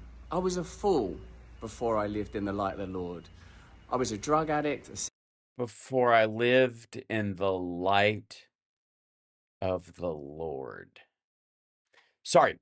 He just found Jesus when the charges were filed in Los Angeles. So fuck off. Secondly, you were married and had kids well before you found the light of the Lord. Hello, Lord. I walked right up to Jesus and I said, "Oh, hello there. Oh, hello there." Sorry, that's my new favorite one. I'm sorry. I'm going to overuse it for a while. I'll pare it back eventually. Addict and an imbecile, but what I never was a rapist. Right, kids? All right, kids? You're sitting right there, aren't you? Daddy was never a rapist, was it? Say it. Say it, you little fuckers. Who has this conversation with their kids sitting right off camera? What, they make you make this video? Engaged in non-consensual activity. I pray that you can see that by looking in my eyes. No, I can't. No, nobody, like the whole thing about like the Night Stalker and fucking Ted Bundy, that their eyes go solid black when they become a monster, is apocryphal, historic nonsense. That they look like everybody else. And especially when they're trying to charm somebody into the fucking van, you look like you're offering candy to a kid on a corner. There's no magic looking in your eyes. Fuck me. I want to thank all of you for your continuing support. I want to let you know that our show will be on. You don't have it. You don't have continuing support from everyone watching this video. That is an obnoxious assertion. I've noticed you've turned off the dislike counter. Is that how or as I would say, look up there if you're on Instant Substack. You know, there's no that's not a, you want to see what the comparison is? 4.8 thousand ups to what's the down? Probably pretty high. Thanks for your support there. And of course, I'm now going to have the opportunity to defend these charges in court, and I'm incredibly grateful for that. All right. Even defending consensual sex in a fucking court of law would be a terrifying proposition for most people if one person suddenly said that it wasn't consensual, right? It would just be awful. You wouldn't be grateful about that part of it. I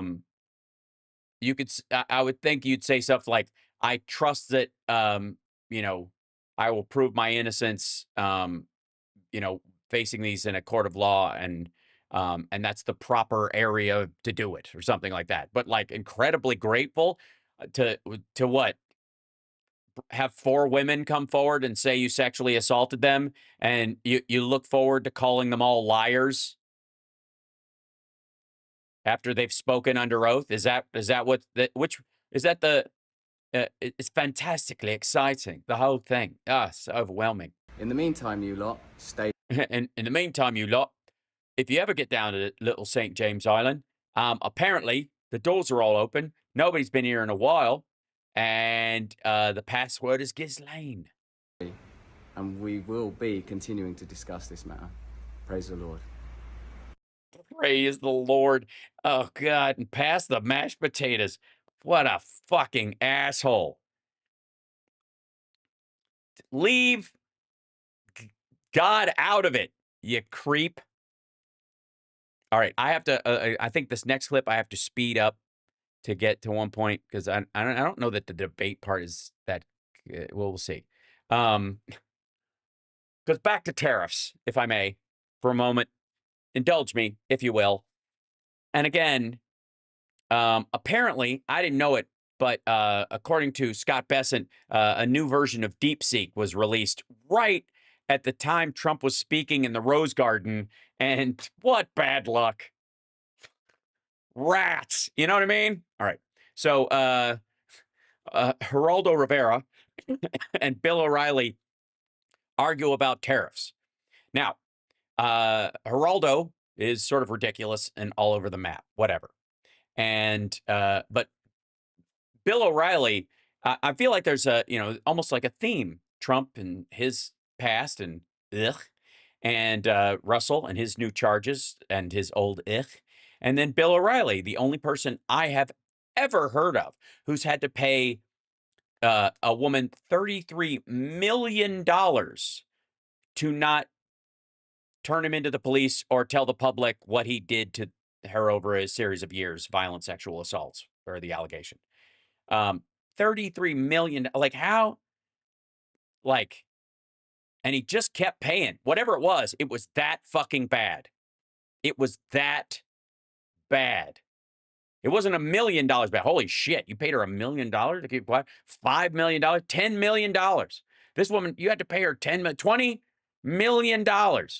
You had to pay her $25 million to keep quiet? What the fuck did you do $30 million later? $33 million this motherfucker paid this woman because that's what it took to keep her quiet about what he did to her. So, of course, we need to listen to his thoughts on tariffs.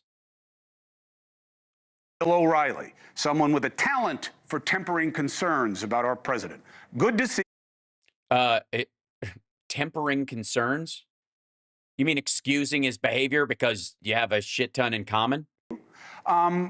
We can start with whatever you want, but do you think I'm getting it right about Booker? That this celebration of him just talk. Oh, by the way, we can start with whatever you want. I would start with, what the fuck do you have to do to somebody that it costs $33 million to get them to keep their mouth shut? Seriously. For real. Like, there's no fucking way it's consensual, but it must have been brutally violent and prolonged over a period of years. Can we answer that question before we ever have to listen to another word out of this asshole's mouth? For a long time about things that could happen is being a little overhyped by the left, or no? Am I missing it? Was that a big deal? Okay. Yes, the Cory Booker beating Strom Thurmond's filibuster record is a big deal. And stopping the regular order of this bullshit Senate currently is a great use of your time, no matter what. Well, with the exception of, I would argue, passing the CR, because the fucking right hates that CR the more days that pass. Nobody knows who Cory Booker is. He wants to run for president, so this is a way to get attention. That's why he did it. That's what it was. All right, Wisconsin. Well, that solves it. Yeah, that's exactly it. Yeah. Or he could feel like there's so much awful about this president and what he's trying to do that somebody has to say it, and it takes a long time to say it. Does it matter? Yeah, it matters, because Wisconsin now is a blue state. No more swinging out there. Not a swing state anymore. But the reason they... Way to go, Musk. According to Bill O'Reilly, you fucked it up for everybody. You fucked up. You fucked it up for everybody. Wisconsin is a blue state. Well, all right. Republican loss isn't because... Yeah, also, you're right. Swinging. Wisconsin used to be such a swanging state. ...of Elon Musk. That's absurd. Republican exit polling shows that he was so strident on abortion that independent women in Wisconsin just broke for the Democratic woman. It was... Oh, this is, by the way, this is him taking the pressure off of Elon Musk. It wasn't Elon Musk's fault that Schmimmel lost. It was that all these chicks came out because they want their rights or some bullshit. Then they all went to Judge Susan Crawford because she wants, I don't know, women to have rights or some shit. But in the meantime, leaving out the fact that Elon Musk, one of the reasons why he supports this motherfucker is because he wants to deny women their rights. So, an abortion play. It's a small state. Lots more money came in to prop up the Democrat. And no, more money was spent on Schmimmel. And Elon Musk dumped $20 million in it by himself. He was handing out $1 million checks. Fuck off with this nonsense. Wisconsin voters did okay voter ID. So it was the... Right. You know why? You know why you son of a bitch. You know why they okayed it? Because this version allowed student IDs. That's why. Because it included a provision, whereas if you don't have a photo ID for some reason, you can be given a provisional ballot, and at a later date, you can come and show your face, your actual photo ID, or your proof of citizenship that you have later, and your vote would be counted. That's why. The original bill that the Republicans wanted to pass were voter ID, and it was limited to like fucking state or federal driver's license, no ID cards, and fucking NRA membership cards, and that's it. And definitely not college students. That's the one thing they try to shut down. So anytime you get a voter ID bill that allows college students to be included in this, that's when you they've lost.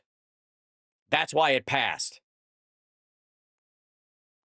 Candidate that lost in Wisconsin, not the ideology.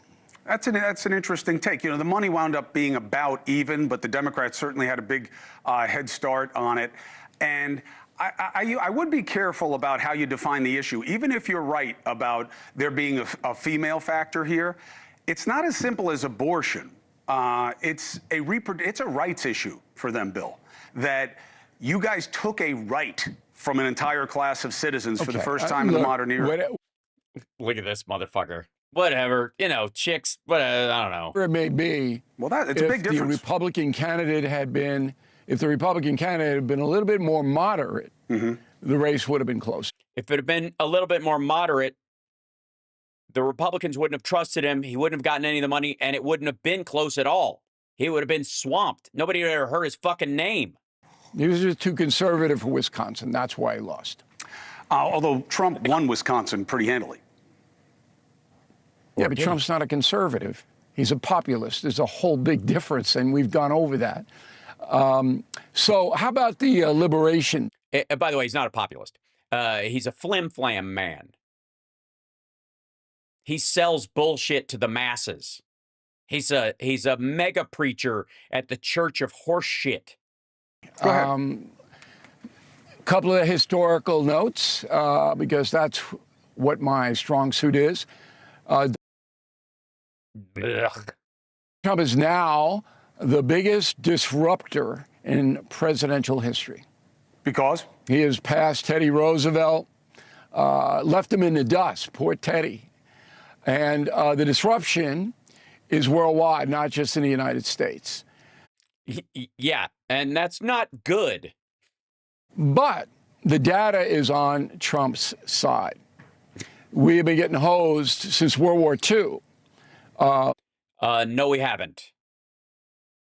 We have not been getting hosed since World War II. We were singularly the only manufacturing powerhouse like midway through World War II and after that wasn't bombed out of existence because of the big war in Europe that flattened every fucking thing. Germany, France, England, and practically every country in between had their factories decimated because they switched to a war footing. They were making armaments and artillery shells, not arterial shells. That would be like, that's that blood gun that the CIA made. I heard about that or whatever. It gives you a mild headache on Wednesdays. But anyways, they shifted to that and therefore made them military targets, and then they were blown out, and it's hard to make washing machines in an old tank factory that got blown and, turned into a crater.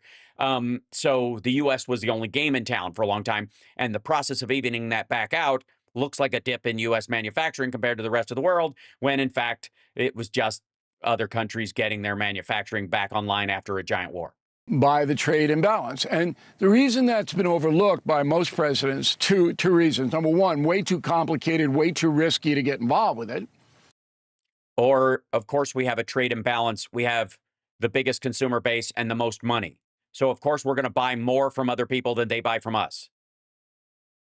We have a $26 trillion economy, and we buy only $1.7 trillion more stuff from the rest of the world than they buy from us. That's it. So you can do what Biden and Obama did, was just ignore it completely, or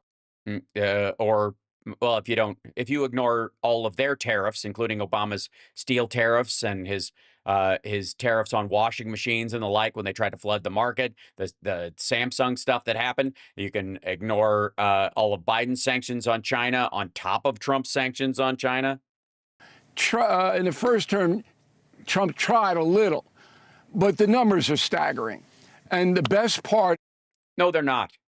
Trump's speech today was that he said, if you go to Japan or South Korea or China or Germany, you're not going to see any American cars. Yeah, two reasons. One, size, and two, emissions. Their emission standards are higher than ours because we set a higher emission standard back in the day that Republicans were against. And instead of whining about it like fucking Lee Iacocca did and trying to subvert it and lobby the government to remove those standards, the Japanese just said, oh, fuck, I guess if you want to sell a car in the United States, it's got to meet the standard. And they met it and they exceeded it. And since then, they've gotten better at it because it caused them to innovate. Necessity being the mother of invention. They also, if you've been down the streets in Tokyo, and a Ford F-150 ain't going to fit, motherfucker. Because they won't let them in. Now, you can get a little chart and say, oh, it's not 40%, it's really 8%. That's not a little chart. That's a huge, there's a difference. I'll tell you what. There's a huge difference between 40 and 8. For example, let's just use 40 and 7, for example. If $40 million, if you remove $7 million from $40 million, 7's a lot. But 33 is a lot more, like the number you paid to that woman to hide the fact that you had sexually assaulted her for years. Regulations that these people put on American products to get in makes it impossible. No, it doesn't. We just have to live up to the standards that they have. And also, they are, like, you have older countries like Italy with like thinner and smaller streets, and we don't make these narrow fucking mini cars over here because why the fuck would we? So, like, there's so many areas of the world where, like, our vehicles literally wouldn't fit 2 down the street. If 2 of them had to pass each other on the fucking street, they'd collide. And some European nations slap a VAT tax on there. That doesn't come under the tariff umbrella. So Trump is right. We're getting hosed. I don't know whether taking on all of this at once is a smart move. I do. It's not. And you say the futures are down. Of course they're going to be down because it's a disruption. Also, sorry, it's not just down because of a disruption. COVID wasn't a disruption. It was a disease that killed millions of people, tens of millions, hundreds of millions. If you actually look at China's real numbers, it was a disruption, but it also was a wave of death. The Black Plague was a disruption in the shipping lanes between England and Africa. Disruption in the world drives the market down. Yeah, they don't like uncertainty. They don't like uncertainty, but I think it's more than that. Right. I think it's more than that, Bill. I don't think it's just taking them all on. Also, why? Hold on. This has also been the big excuse. Uncertainty. We've heard this a bunch, and this drives me fucking crazy. If he's a master planner and he knows what he's doing and it's actually going to work out and all this stuff, there should be a level of certainty to it. You should be able to explain it in such a way that it creates certainty. This is what they'll be if the worst case scenario, these tariffs stay on, and this is going to be the price point from now forward. That's certainty. Best case scenario, we remove some of those things over time because we make deals with people. So we're going to start with this, and we're going to work our way back, and hopefully we'll find a good middle ground where it'll be less than that base point. But we're not going further. This is our baseline. We don't need to go further. 10% on everybody, this extra amount on these other folks, and then that's the top, and we'll work our way back. But you know what it is. You know that it's not going to draw past this fucking line. All right? That's certainty.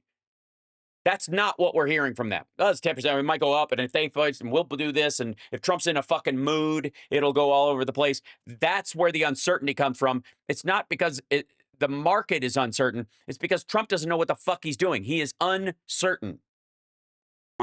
One, it's not as simple as everybody's ignored this. We consume so much more than all of these other marketplaces. Yep. And that's why the tariffs have been in place over time, is because they didn't affect the American markets the same way. I think you can make a good political argument that you're making right now that it's unfair. Yeah, you can. No, it didn't. No.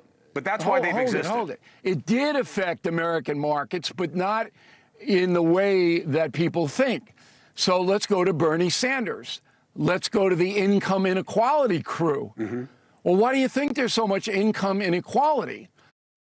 Because the financial markets are completely unregulated, and there's a debt piling aspect of taxation that allows people like Elon Musk to borrow money equal to their salary and then pay themselves out of that debt and zero out their tax debt and then write off the interest rate as part of the liability. And then ultimately they make money on borrowing that money, which is something that's not available to regular people on a scale that would matter or is even possible. And they do it all the time. Because the high-paying union manufacturing jobs went overseas. No. No, that's not why. The high-paying union manufacturing jobs are a crucial part of the American financial sector, but they years ago, well before NAFTA, they ceased to be the engine of the economy. They used to be, again, post-World War II, when we were the only game in town. But as Europe and Japan and other places started rebuilding their factories, and there were more factories to compete with, that drove the value of those workers, the work that they were doing, down. And then they were competing with overseas workers. And then that job class went away, in the same way that scriveners lost their job as soon as the printing press came in. If the printing press happened to be in China or Europe and not the United States, is immaterial to the fact that those jobs disappeared. And they're not coming back. Those aren't coming back. They aren't. It's, again, this is like saying we need to use coal as a fuel because coal mining used to be such a great fucking job. No. And they were replaced by service jobs that don't pay as much. Or they weren't replaced by service jobs. They weren't. And one of the things about like the Infrastructure Act and the sort of infrastructure maintenance of the United States is that a lot of the same people that would work in a car factory, for example, that would assemble cars, the jobs that they moved to generationally were hands-on jobs, oil rigs, processing facility like meat processing plants, those kind of things, cattle ranching, and construction. That's where those jobs went. They're just a lot more service jobs. Why is that? Because Americans had more money to spend than anybody on the fucking planet. Public service or whatever. So what Trump clearly said is, I'm going to bring back those manufacturing jobs. And he's lying. He's not. Stop it. We're going to invest in plants in America. Yes, fully automated. Oh, God damn it. Hold on. I don't want to get sidetracked. I know I'm already at the end of the show. I'm already running late, and I got radio in the morning, and I got to fucking da-da-da-da. All right, but let's see. Okay. Let's see.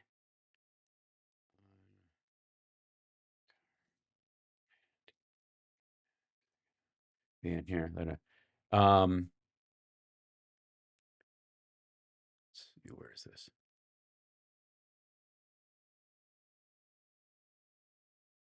I'll find this. Hold on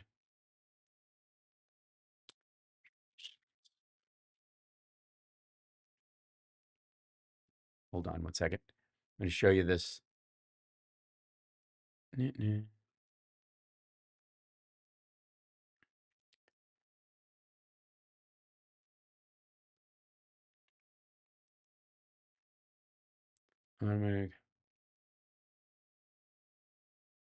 Yeah, okay. This is a good example. Open that one, and then I'll show you another one. Yeah, this guy. Yeah, here you go. Check this shit out for a second. Audi Smart Factory in Mexico. Audi has opened what it calls a smart factory in Mexico, the first such plant opened by a leading automaker. This is 8 years ago. In that country. Professor Hold on, I'll show you the... Get out of here. You're supposed to show me the footage, It is silly. one of the most modern... Hold on. I'll find it. God damn it. Anyways, let me show you this brewery. There you go. Constellation Brews, fully automated Constellation factory. Brands, the maker of beers Modelo and Corona, is growing at lightning speed, and it's keeping pace with the market thanks to robots. Our brew house is fully automated here, and frankly, we run each shift with 6 people. We've got 58 robots. 6 people and 58 robots. That gives you Corona, and of course, you're all familiar To me, Corona means Italy. Yeah. Well, it's not. It's a beer from Mexico, but While robots have been present in North American factories for 50 years, here at Nava, Mexico, they're taking on new roles. So a laser-guided vehicle is basically a mechanism that moves pallets on a production floor. So it replaces forklifts and basically replaces yeah, they've replaced even the forklift drivers. the need for people to drive forklifts. We've got about 70 laser-guided vehicles as we're built out. We would have I love that he says vehicle. 250 forklifts. I think you should, if you're going to say vehicle instead of vehicle, you should be holding a banjo or a fiddle to do the same work. Look at the size of that vehicle. Hinka, hinka, hey, hey. All right. And frankly, laser-guided vehicles, when they need a Laser guided vehicles. Now, is this cutting edge? Is this what's happening? This is 9 fucking years ago. What do you think's happened since? For fuck's sake, the ignorance. It just drives me crazy. Hold on one second. I have to show you this. There's this one dude who had this, toured this. Is this Kia Mexico? Yeah.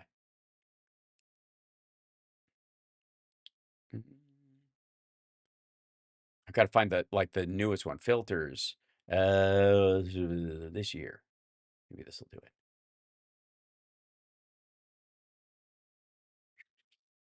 All the tariff stuff is eating up all the footage.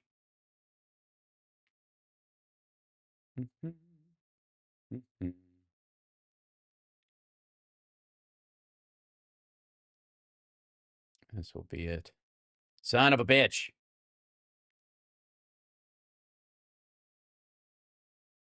Hold on. I'll just do this. And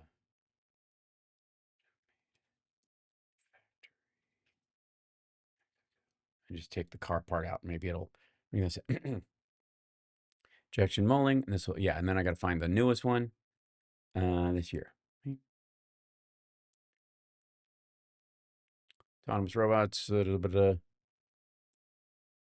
this is annoying me. I should have found it earlier. Factory tour and top star thermometers. Okay,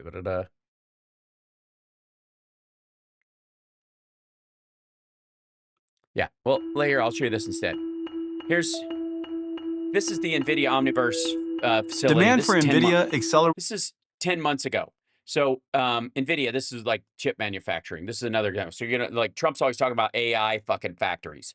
So this is chip, Foxconn is the company that makes Apple's iPhone and iPads a lot. They're the main group. You'll recall that Trump was talking about bringing a Foxconn factory to the United States. Never fucking happened. To Wisconsin, actually.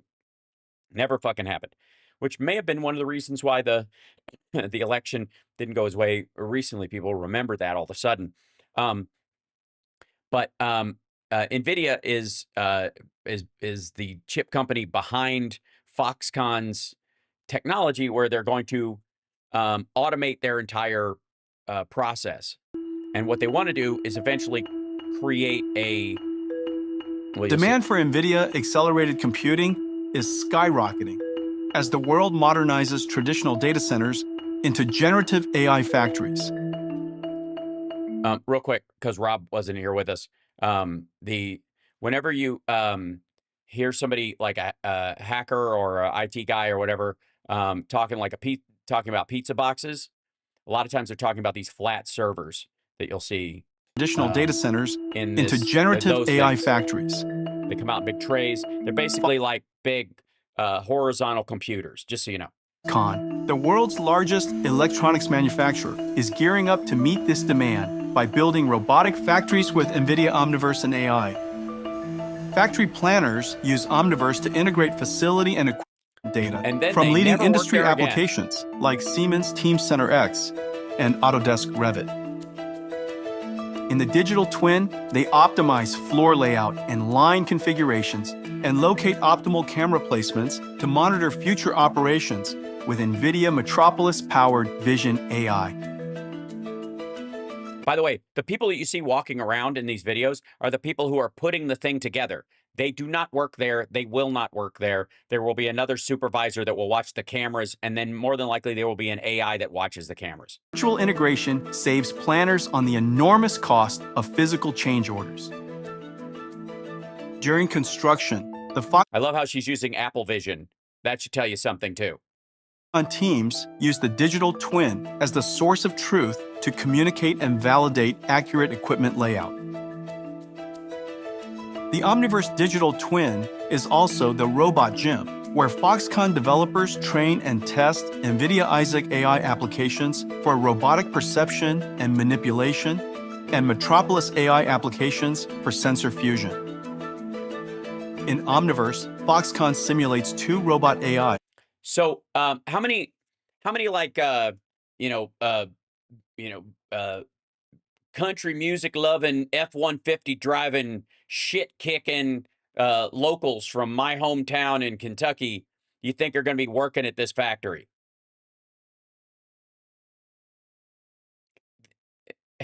There's only these buildings are going to be the size of a baseball diamond, and they're not even going to have a bathroom.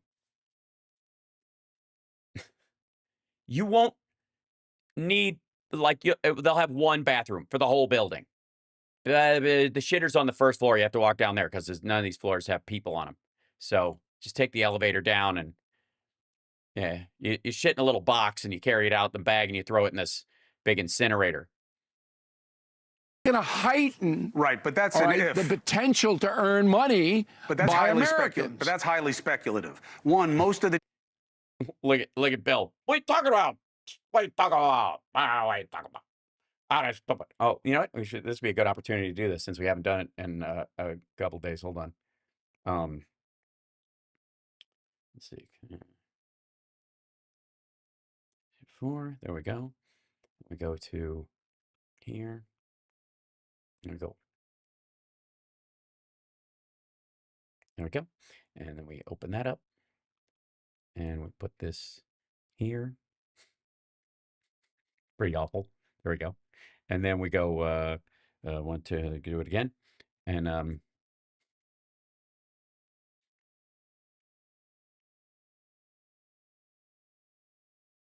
we go.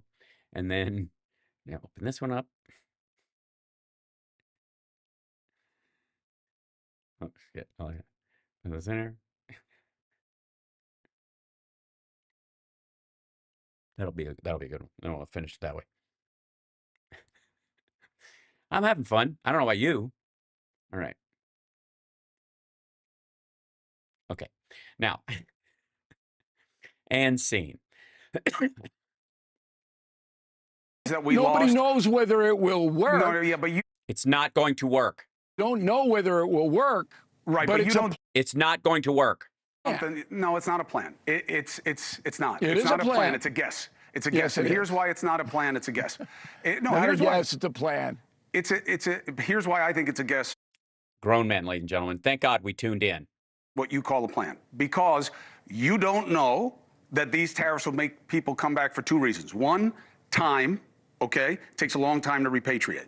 2, even if they have to absorb the tariff, the cost structure is still way in their favor, especially when you don't make them pay any taxes.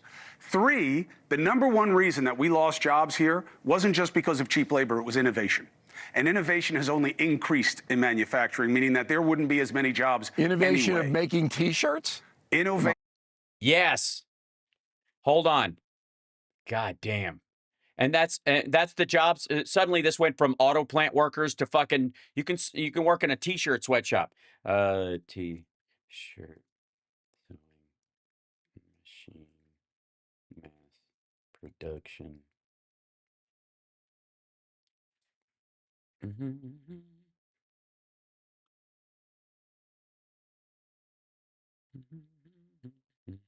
Oops, hold on. Scroll back on here. Let's go into here. LinkedIn, go away. I have to open this LinkedIn fucking stupid thing. I need a picture, you stupid. I'm on this is a show. I can't just images.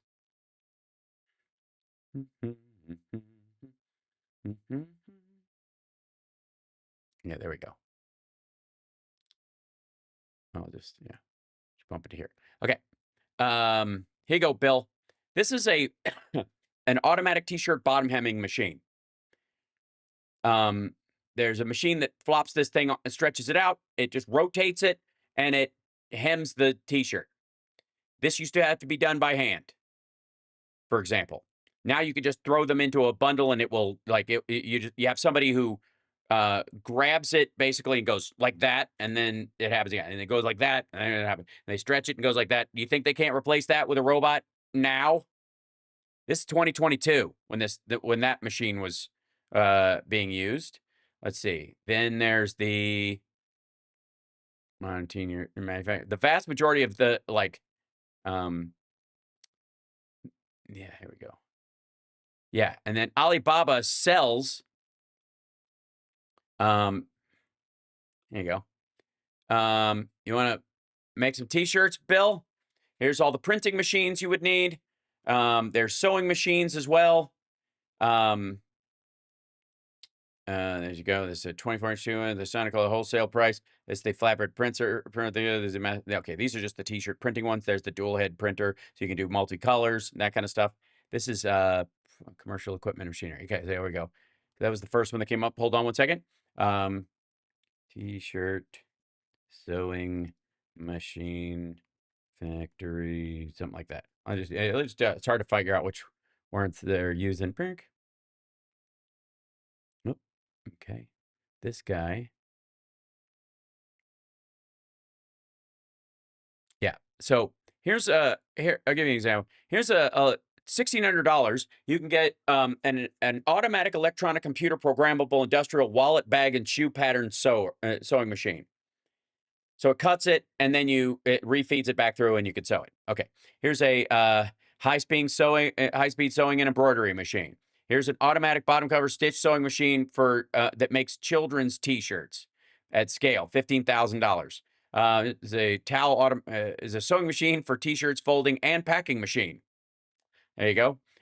There's a one-head multi-needle, 12 to 15 needles, hat, t-shirt, logo, sewing, single-head embroidery machine. So these are in case you're doing embroidery. And then there is the collar sewing machine. These all had to be done by an individual person before. There's an industrial sewing machine. This takes the pattern, digitally does the pattern. So you put the fabric in there, and then you just turn the thing inside out. So you just put 2 pieces of fabric, and then you put it on a cutting machine, and it cuts the fabric on the inside, and then you turn the shirt inside out, and you have a t-shirt. That's how they make these so fast. This asshole thinks they still run sweatshops like the Garment District in New York in the fucking 20s. Of making t-shirts, it's fact. It's not bull. It's the opposite. No matter what it is, if it's mittens or earmuffs or whatever, you can make it cheaper in South Asia. True. All right? True. But here's the debate. Yeah, sorry. So let me get this straight. Steel workers and auto workers are going to be working in mitten factories. That's the manufacturing that's coming back. That Bill thinks that their jobs will be replaced with sweatshop style manufacturing things because you still have to stitch fabric by hand. That's what Bill thinks. Apple already said it's going to move in a humongous amount. No, it didn't. Apple is just investing the same amount they invest all the time.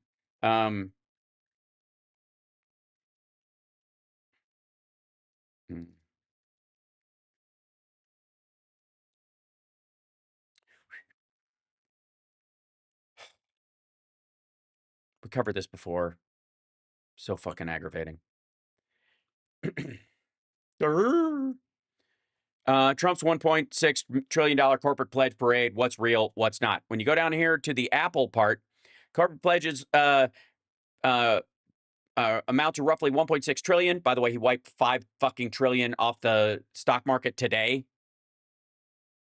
And 426,000 jobs promised. Nobody knows where the fuck that comes from. That's just a fucking made up number. In here, many of the plans aren't new. Altman's lofty goal of building hundreds of billions of dollars worth of AI infrastructure, for example, was in motion under the Biden administration, and some, like Apple's, closely track what the companies have already spent in recent years. This is just if they spend $100 billion a year on development because they're a $1 trillion company and they're doing it in the United States, then they extend it over the course of 4 or 5 years. Then that's how much it's going to be, give or take. That's what they told him, and he bought it because he's fucking stupid. And Bill doesn't know the fucking difference and doesn't bother to read past the headline because he's old and manufacturing from. You'd think with all the time he spends on the shitter, he'd be able to at least reach paragraph 3 to the yeah buts. Of the USA. The Emirates already said it's going to move $1 trillion into the USA. Now, what do you can believe it, you can ignore it. It's a good point. What do the Emirates make? You can do whatever you want, but this buoys. By the way, the Emirates are going to invest in a bunch of companies so they can have control over them. That's what they're doing. Trump administration. Lutnick runs in and says, look at this. They're going to come back. So it isn't a guess. It is a plan. Now, sometimes plans don't work in history. But this and you look back on them and you go, maybe this wasn't a plan. Maybe I thought it was a plan. It was just a guess. Bold economic move designed to give working Americans more options to raise their assets. That's what this is. Okay, so he thinks that, tacitly or otherwise, he thinks this goes with that whole, like, Trump is cadavering the market so retail investors can buy in at a lower rate. Right when they're already tapped for cash. And these people who oppose it have no plan B. They're fine. Yeah, they do. The plan B is better and more precise trade deals and a specific focus on sectors that we have to shore up, like pharmaceuticals and steel, without it being at the expense of everything else. That's like, you know, look, surgery is surgery. I've got a chainsaw. You know, you don't have a plan B. I have a scalpel. That doesn't count. It doesn't make any noise. To let these tariffs ride. Okay? Obama didn't know even what a tariff, I mean, not Obama. Oh, dear. Biden didn't even know what a tariff was. I mean, that's how crazy. He kept on Trump's tariffs and they added more. No, that's not true. In fact, he left a lot of Trump's tariffs in place. All right, Dusty is talking to me in Chinese. I don't know what Dusty I know. Saying. It's all about time. It's all about time. A watch probably made in China. Somebody's talking in his ear is what they're saying, that they're going to have Geraldo comes in. This is what happens next, I guess. And the efforts to lower prices are too little. Geraldo Rivera joins me and Bill O'Reilly now. They have different takes on what this all means for our times. Hey, it's good to see you, Geraldo. Hope you had a good vacation. I've been here with O'Reilly. He left me all alone, but don't worry about it. So when you look at these moves, Geraldo, what do you see between the tariffs and Wisconsin? Like, what do you think? Where are we? Let's just start with my vacation, Chris. Sure. Because the family, Erica, Sol, and I did visit Japan, just back. I can tell you, we went the length and breadth of the island archipelago, and the big cities like Tokyo and the others. We did not see a single American car on the road in Tokyo. Not a Caddy, not a Buick, not a Ford. Gee, it couldn't be that those are the biggest fucking American cars you could possibly think of, and their roads are a fifth thinner than ours? Yeah. Not a Chevy, not a nothing. We have plenty of Toyotas here in my neighborhood and around the country. So why is that? Now I have an innate sense that there's something unfair going on. Yes. Shouldn't Japan have made their roads a lot wider to accommodate larger carts back in the, I don't know, 18th century, and therefore when they started building the buildings in their downtown area, couldn't they foresee a day when people would want to drive Hummers and Caddies up and down the street? Vis-a-vis the American consumer. Now, as opposed to in New York, where they used to have trolley cars, and that was the reason the road was extra wide. And then when they removed the trolley cars, they had space enough for 2 lanes of the normal size car, and that's why we have cars the size that we do in the United States in general. I heard O'Reilly say that the numbers, give or take, don't really matter, that the experts will figure it out one way or the other. But I think that if these numbers are correct, or some fraction of them, if the trend is correct, if there's not an essential lie being told here, and if we are getting screwed by these foreign producers, then I think it is fair. If the reciprocal tariff, the key word is reciprocal. If they're screwing us, we've got to tax them at least. And he's saying, President. No. Oh, wait a second. Reciprocal is we buy mangoes from you, and you have mangoes, and we have mangoes. And we keep buying a bunch of your mangoes, but you don't buy any of our mangoes. 1-to-1, same fruit, basically the same idea. But somehow because you don't want to fuck with your mango industry, you won't buy ours, or you try to stop other mangoes from coming in. And your argument is, if we eat a lot of mangoes here, and if we start taking cheap mangoes from someplace else, our growers will go out of business, and therefore we won't have any mangoes. And if something happens to you fuckers, or you decide not to grow them anymore, we're out of mangoes. Okay. That would be a reciprocal trade talk back and forth about why you would have a tariff on a country if you make one product and you buy it at the same time. American cars and Toyota cars are not 1-to-1. Especially the ones that are actually sold in Japan versus the ones that are sold in the United States and in North America in general, or through fucking South America for that matter. The biggest selling truck in, I think, the world still is this little 2-passenger truck, something like that.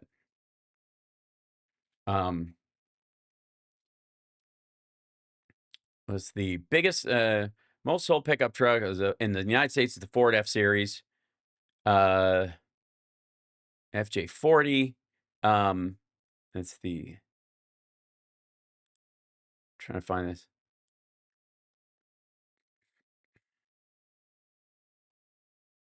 This guy. Let's see if I can find a picture of it. It's the one that I got run over by when I was a kid. Nope, that's too big. Toyota 2-passenger. The light truck? Would it be a light truck? Hold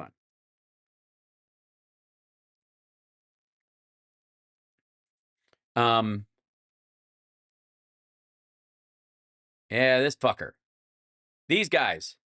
This is the size they sell. This is the for those of you who don't know, I got hit by a car when I was crossing the street in Kentucky to go get the mail when I was little, and I jumped as I saw the truck coming, rolled up over the hood, hit the windshield so hard it broke. I fell through into the seat. My guess is it was loose. Honestly, I was facing the wrong direction. I couldn't tell you, but I landed in the seat, and I have a very distinct memory of the person who was driving squealing to a stop. And I remember as a kid, this adult hand coming towards me and like, oh, he's going to check on me and make sure I'm okay. I distinctly had this thought when this occurred, when I was like, how old was I? 9. And then instead of touching me, he reached across, opened the door, and then shoved me out onto the curb, onto the street. And there's like the road stopped right here, and there's like a little embankment, and I just rolled down the embankment, and he squealed away. He just drove off with his busted windshield and whatever. And I laid there in the grass for a couple of hours, I think, because I thought I was dead or dying. And then eventually I was like, if I stay here in the grass, this is 9-year-old logic. True story, kids. Enjoy. I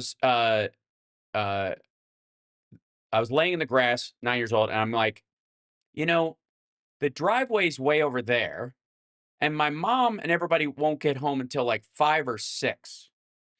And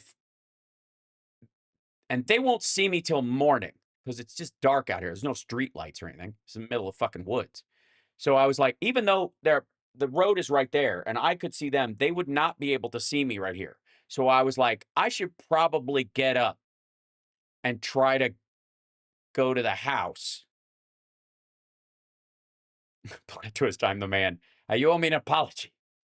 So I got up, I very well, for those of you that ever get a chance to feel it, I have a rib here that's a little thicker than the rest, and I'm fairly certain it broke. I never got X-rays, but I'm fairly certain it broke and grew back a little thicker.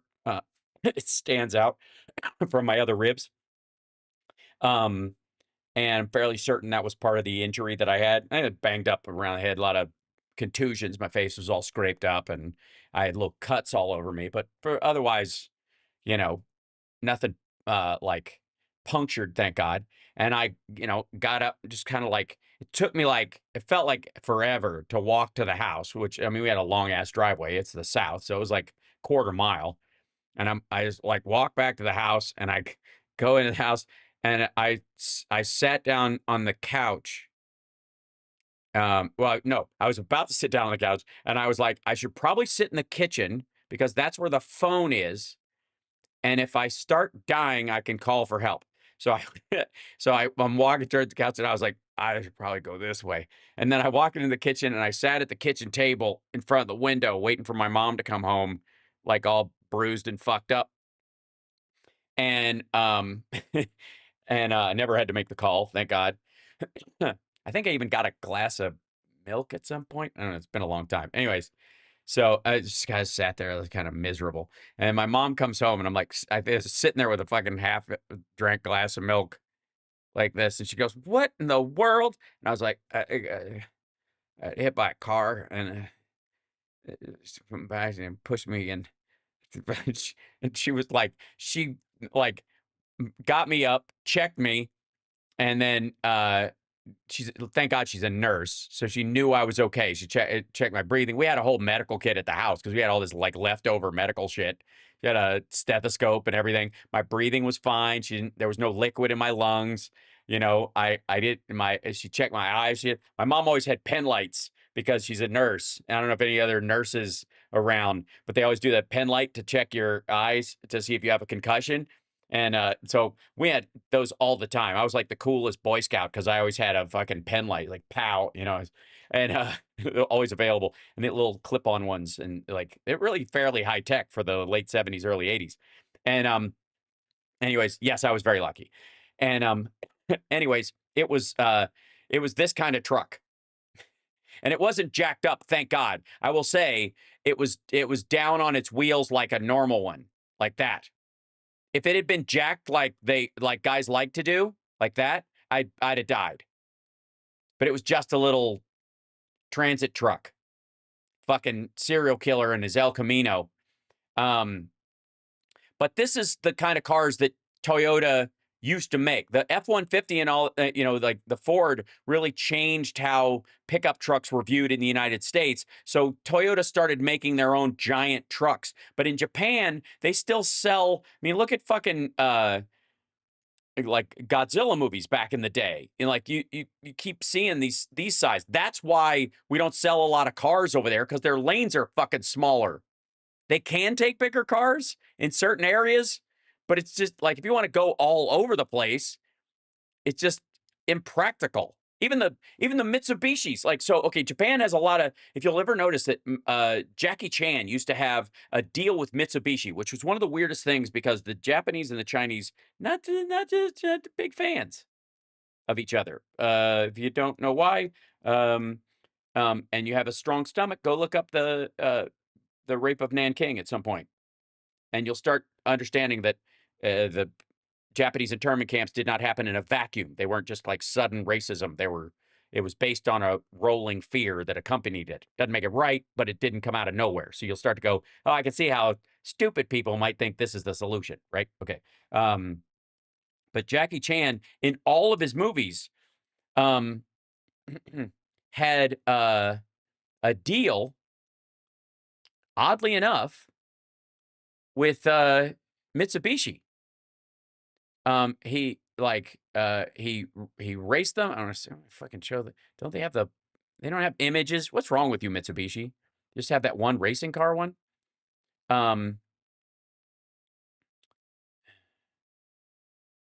Yeah. There you go. Oh, this is Instagram. Did you know There you go. Do you know Jackie Chan and Mitsubishi Motors have had a partnership for over 30 years? Yeah, that's Cannonball Run 2. Like he's always had these little cars. Who Am I? The car chases in Who Am I are fucking brilliant. But the trucks are the thing. And so hold on, Mitsubishi truck. Let me see if I can find one. I hope this interests people because I'm fascinated by this shit. Jackie Chan's, yeah, here you go. Jackie Chan's car collection. So this is one of Jackie Chan's Mitsubishis, okay? See this guy right here? Notice one thing about it that's different, say, than my FJ Cruiser. I have an FJ Cruiser. I love my car. I've had it for, I'm the original owner. I've had it for 2012. They stopped making them. I think it's great. The next car I'm going to get is the GMC Hummer, and I'm waiting because I'm not in any hurry because it runs like a fucking dream. But in the meantime, see if you can spot the difference between let's see, like a good picture of, here's an FJ Cruiser. Okay. Let's see if there's a, I'm trying to find out like a ABS chrome. Oh, these are just parts. I need the actual vehicle, you bastard. You might notice that it is a lot wider.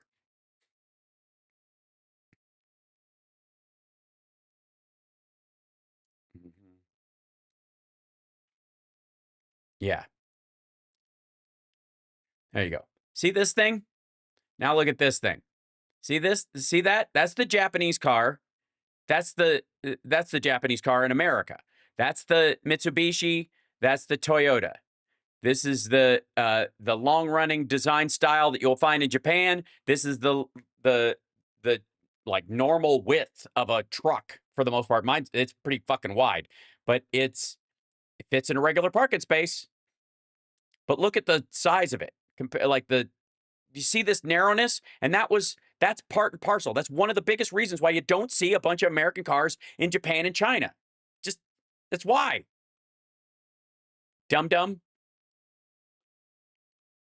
Fuck it. I'm going all night. I'm just going to drag on these assholes. That half is about the right amount. Well, Right. I don't know.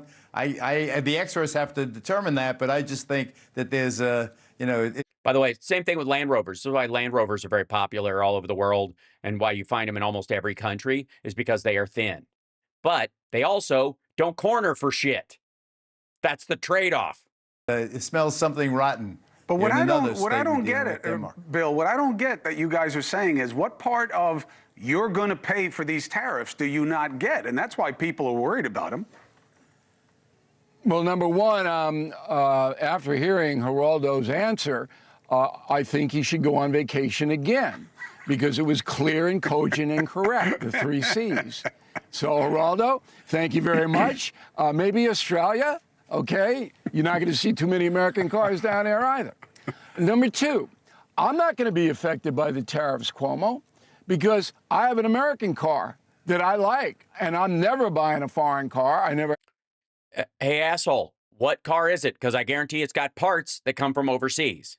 And I never will, okay? But now go buy a replacement part, unless you're like fucking Jay Leno and you have a steel grinder, a 3D printer for making auto parts in your fucking garage. So they can raise Mercedes-Benz up to $300,000, and I don't care because I'm buying American. I'm buying American hats. We have not woke hats on Bill O'Reilly. Fuck you. I'm buying the Chinese, all right? I'm buying everything American. Now, there are people who say, oh, the American companies are going to see the price rises in the foreign goods, and they're going to rise their prices as well. Possible. Yes. Yeah. A quarter at least. It's capitalism. Can't stop it. But I am a value shopper. Yeah, but you don't have to fucking jumpstart it. And I will go in and I know, what things used to cost and what I believe is a fair price. Well, now I bought coffee for a nickel. So if Americans discipline themselves. Yeah, that's the problem. It's not that Trump's an asshole. It's that we're all undisciplined. fucking Americans. What are you doing? And I don't think there's a tariff on American-made Chinese food, which is obviously the most important thing, and particularly if you live in New York. American-made Chinese what? Yeah, there is. Hey, guess what, dummy? Let me show you something.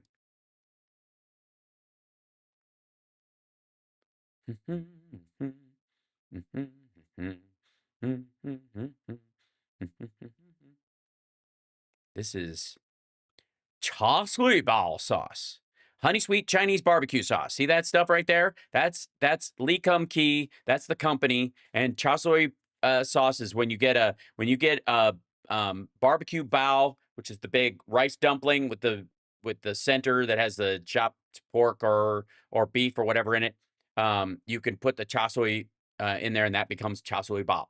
Okay, cha sui bao, like no matter where you get it, they're using Lee Kum Kee sauce. They're not making it from fucking local ingredients. They're using Lee Kum Kee sauce. They're buying it from overseas. There's no reason in the fucking world why the U.S. needs to have a Lee Kum Kee cha sui sauce fucking factory for any fucking reason ever. And it's the essence of almost it, like, Jesus Christ, fucking Panda Express. It's like the red blood cells of that panda. Jesus. Did I lose everybody? I just went offline, didn't I? Nobody's there, and I'm just talking to myself. It's okay. Not going to get hosed. I don't think too many people are going to get hosed. And eggs here on Long Island. By the way, this is a guy rich enough to pay one of his sexual assault survivors $33 million. It might come as a shock to you that he's kind of disconnected from reality. Down 50%. Gas down $1. Not because of tariffs. So, hey. No, I'm saying that. Because of recession fears. Yeah, it is because of tariffs, kind of. Because they're expecting the economy to be fucked, and there'll be a downturn, so people won't be driving because they'll have to fucking scrimp. Prices in America are coming down. Right, but Geraldo, a lot of things, it's not just cars. It's going to be consumer electronics and a lot of other things, Geraldo, and they're going to cost more, and people are going to have to pay for it. But the problem I have with this tariff program... If you buy that stuff, you know, I haven't bought a new computer since, you know, mine still runs on Windows 98 just fine. I don't use the internet. The problem I have with the problem I have with this the tariff program, just as it is with the government getting rid of waste, fraud, and abuse, and there is a feel about it that is improvisational. It's almost as if President Trump is flying by the seat of his pants and he's saying, almost, you know, this works for me. Musk has this great idea. He's come to me, and now I can save billions and trillions and lives, and life expectancies would triple. You know, and let's get this guy. It doesn't seem to be a prudent approach. I don't know about Mexico and Canada, the two biggest aspects here, excepting China. So you have Mexico and Canada. What is he going to do with Mexico and Canada? You know, we had the North American Free Trade Treaty that worked fairly well, except the Americans seem to be footing most of the bill. You know, and getting most of the goods. You know what? You often get a bill when you get when you buy something. Isn't that weird? When you're the person buying more of the thing, you get more bills because you buy that thing. That's pretty big. How are we going to? Well, the MCA that he negotiated is better on that. You know, you raise Musk. It is? Then why do you have to go to war with them? Bill, what do you make of, there are two narratives. One is the one I offered, which is Musk is making trouble for the administration and they're going to Fauci him.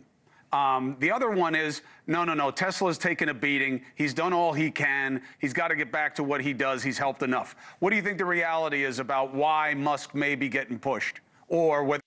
Oh, by the way, for those of you who don't know, Bill O'Reilly is on the Boost Musk Brigade as well. Walking away. Well, as I said very early on, Musk is a short timer. It's just too hot. You just can't have a guy that hot. And he did a good job exposing the government waste, bringing it back onto page one. But now the technicians should take over. You don't need Elon to go out and sell it. It's sold. And most Americans know that we're being fleeced, the taxpayers being fleeced. So No. Most people are actually, I think one of you want to talk about like, what's his ass, Besant saying that the one thing we learned from COVID is how it'd be like if we were attacked by an enemy. Cool. One of the upsides to Doge is that I think a lot of people are actually getting a first glance at like, oh shit, the government does a lot of crucial things that I took for granted. Like, you're going to cancel what? Wait, we do that? Oh, that's why those people are still alive. Accomplish what he wanted to accomplish, and I think he'll remain a Trump advisor, but I do think he'll go back to the private sector. He did a terrible job in Wisconsin. He did a terrible job in Wisconsin. He's doing a great job with fucking X, though. I had nothing to do with it. If you look at the exit polling, he had nothing to do with it. He's handing a dude $1 million check like it's a fucking game show. He tried to buy the votes of the people of Wisconsin. I know that abortion was a very, very big issue, but Musk made the Wisconsin State Supreme Court race a seminal race. He said it was historic. He said it was basically the end of history. This was the end of of an era. It's going to be now. It's going to be the Trump euphoria, Trump Valhalla. And they lost the race. He spent $25 million on a judge election. I mean, if people in Wisconsin looked at that and they said it stunk. He's trying to buy. You can't buy love. You can't buy my vote. And I think that whether he stays or not, I think that he's the greatest. All right. There's this rollback where they like, I can criticize and criticize and criticize, but I love him. Don't get me wrong. He's a fucking genius. No, he's not. He and Trump have a lot in common, and the biggest thing they have in common is that both of them have managed to bullshit people into thinking that Trump is a good businessman and Elon Musk is a genius or an engineer or a technician. They're not. They have enough knowledge about those areas, those particular fields, because they've been around them, like accidental knowledge. If you're just kind of in the vicinity of something, you'll learn the fucking lingo. You know what I mean? I'll tell you what, like the janitors at the Pentagon, who all have security clearance, all know what the codes for everything is. Just from hearing people chit chat. They can't not. That's why they have like security details to protect them. Because you could just be around it. You work there for 10 years, you're going to know what shit means. It doesn't mean you're going to know strategically how to use it or the value of it really long term or like the overall strategy that is meaningful for either side, but you're going to know how to talk a good game. You could go to a bar dressed in a suit and say I work at the Pentagon and blather off a bunch of shit, and if there's no one else that works at the Pentagon for real there, no one's going to know that you're talking out of your ass. That's what Elon Musk and Trump do all the time. Elon Musk throws around all this shit like this is obviously we're looking at a point of like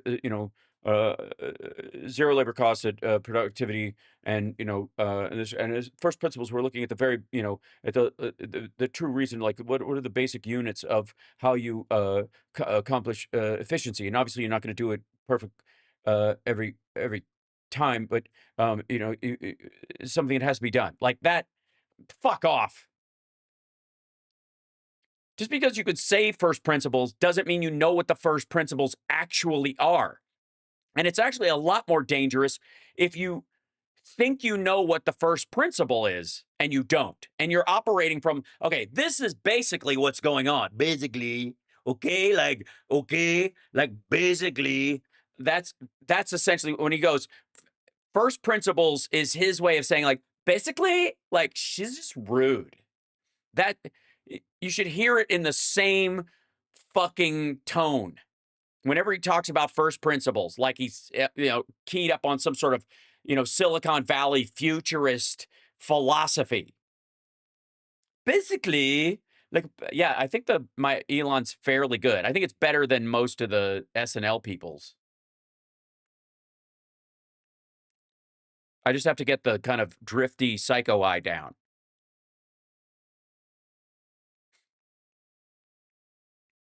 Everybody wants to go British with him. I like they've been trying to dial that shit in and they just don't get it. It's just erudite ex South African. It's a mix. I think you should just do him as the South African guy from Lethal Weapon 2, was it? 3? Forget which one it was. But you're blick. Remember that guy?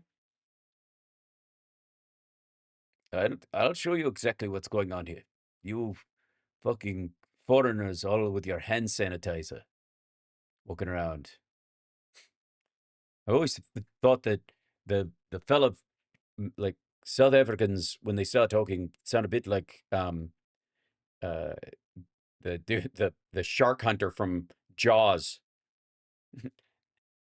Y'all know me. You know what I do for a living. It's almost like you water it down. That's what you get. JJ Chauvin is a comedian who nails Elon and Trump. Look him up on YouTube. Okay, I will. But you're blick. What? Yes, he is. You're blick. You are. Yes, true. Yes, I am. All right. So we got to take a look at this because this is what the fuck is this? What a mess. Also, sorry, you have just lost, Ted. You lost your rock star card a long fucking time ago when you were more concerned with like shooting flaming arrows and AR-15s on stage than you were actually practicing. So fuck off. But this shirt should seal the deal. Good Lord. Okay, anyways, Ted Nugent, Spirit Campfire. Apparently, this has got to be an ad, right? You got to bring him on he's just selling pillows, right? He says what everyone else is thinking. He does? He says what everyone else is thinking? Does it all come out like all at once? Really? Or just English speakers, I'm assuming. I'm dedicated to it. I can't be stopped. Coming to me. He's coming to me from the epicenter of all technology at Real America's Voice. Isn't it interesting that Ted Nugent, with my big mouth of defiance and irreverence, truth, logic, and common sense, actually have a spirit campfire? Those words mean something. Yes, they do. They're you co-opting, I think, Native American heritage. Stupid. Spirit campfire where people. Yeah, it does. It sounds like one of those things where men with one testicle get together to talk to each other about how, yeah, we are men. Men is what we are. Do you have a drum circle where you all sit nude and get in touch with your feelings? Comfortable, uninhibited, and driven to be totally honest.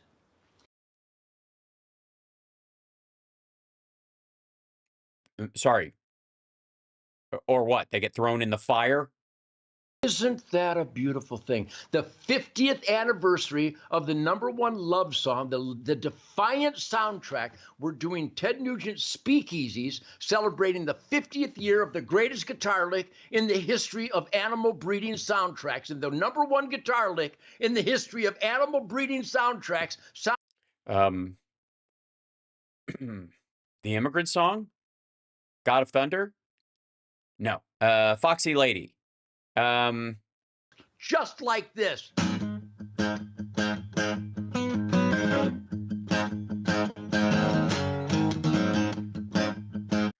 Yeah, it does sound sad when you do it on an acoustic. You're right. Yeah.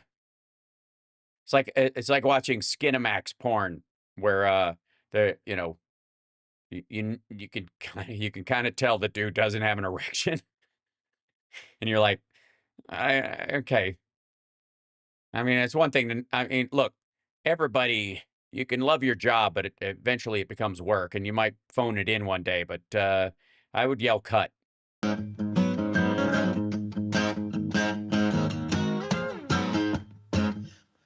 I'm I'm telling you right now, the squirrels are out there humping anything that moves. Welcome back to Spirit. Yeah. I think that riff really only works on rodents. You're right. And welcome back where truth, logic, and common sense is epitomized. Oh, hold on one second. Oops. Yeah, like this. I'm hanging out. I don't care. I'm going. I'm blowing. Yeah.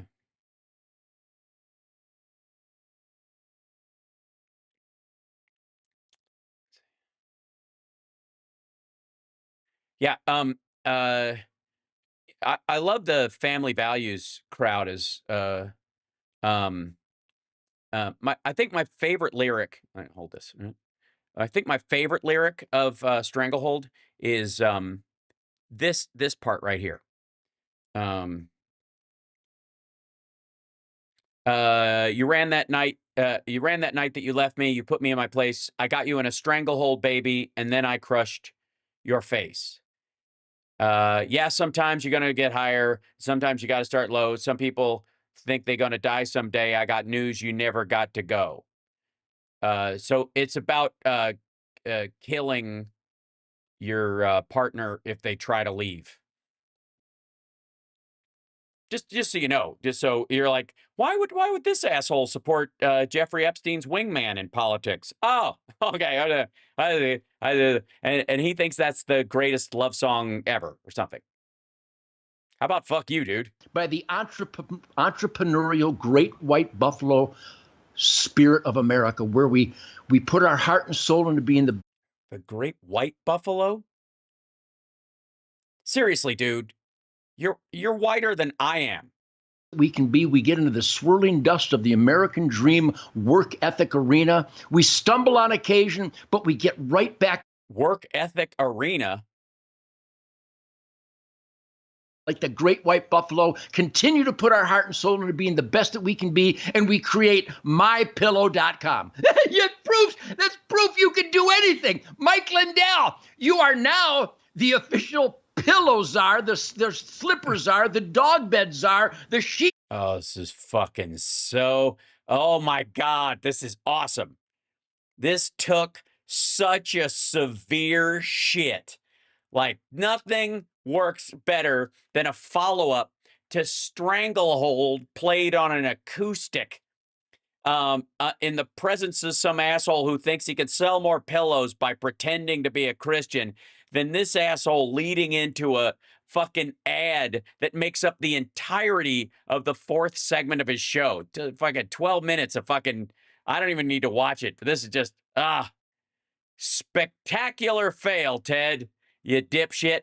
Look at that. And I don't know, and America, and we and man crack, and I would shit your pants. And did you eat that turd in your pants when I thought it was a baby Ruth, or was that from Caddyshack? I don't remember. Boy, I don't care. Like both of these assholes could go fucking pound sand. Oh my God. That, like it started out flaccid and then just drove off a goddamn cliff. Fantastic. All right. Do I have one last? Yeah. Okay. I should just wrap it up, but I feel like I owe you one more little tidbit. Jesus, lift that needle. Hey. All right, I'm gonna find where is it? There you go. And the history. Ugh. Jesus. Sorry, in my scrolling, I just had to see Russell Brand's fucking face again. Oh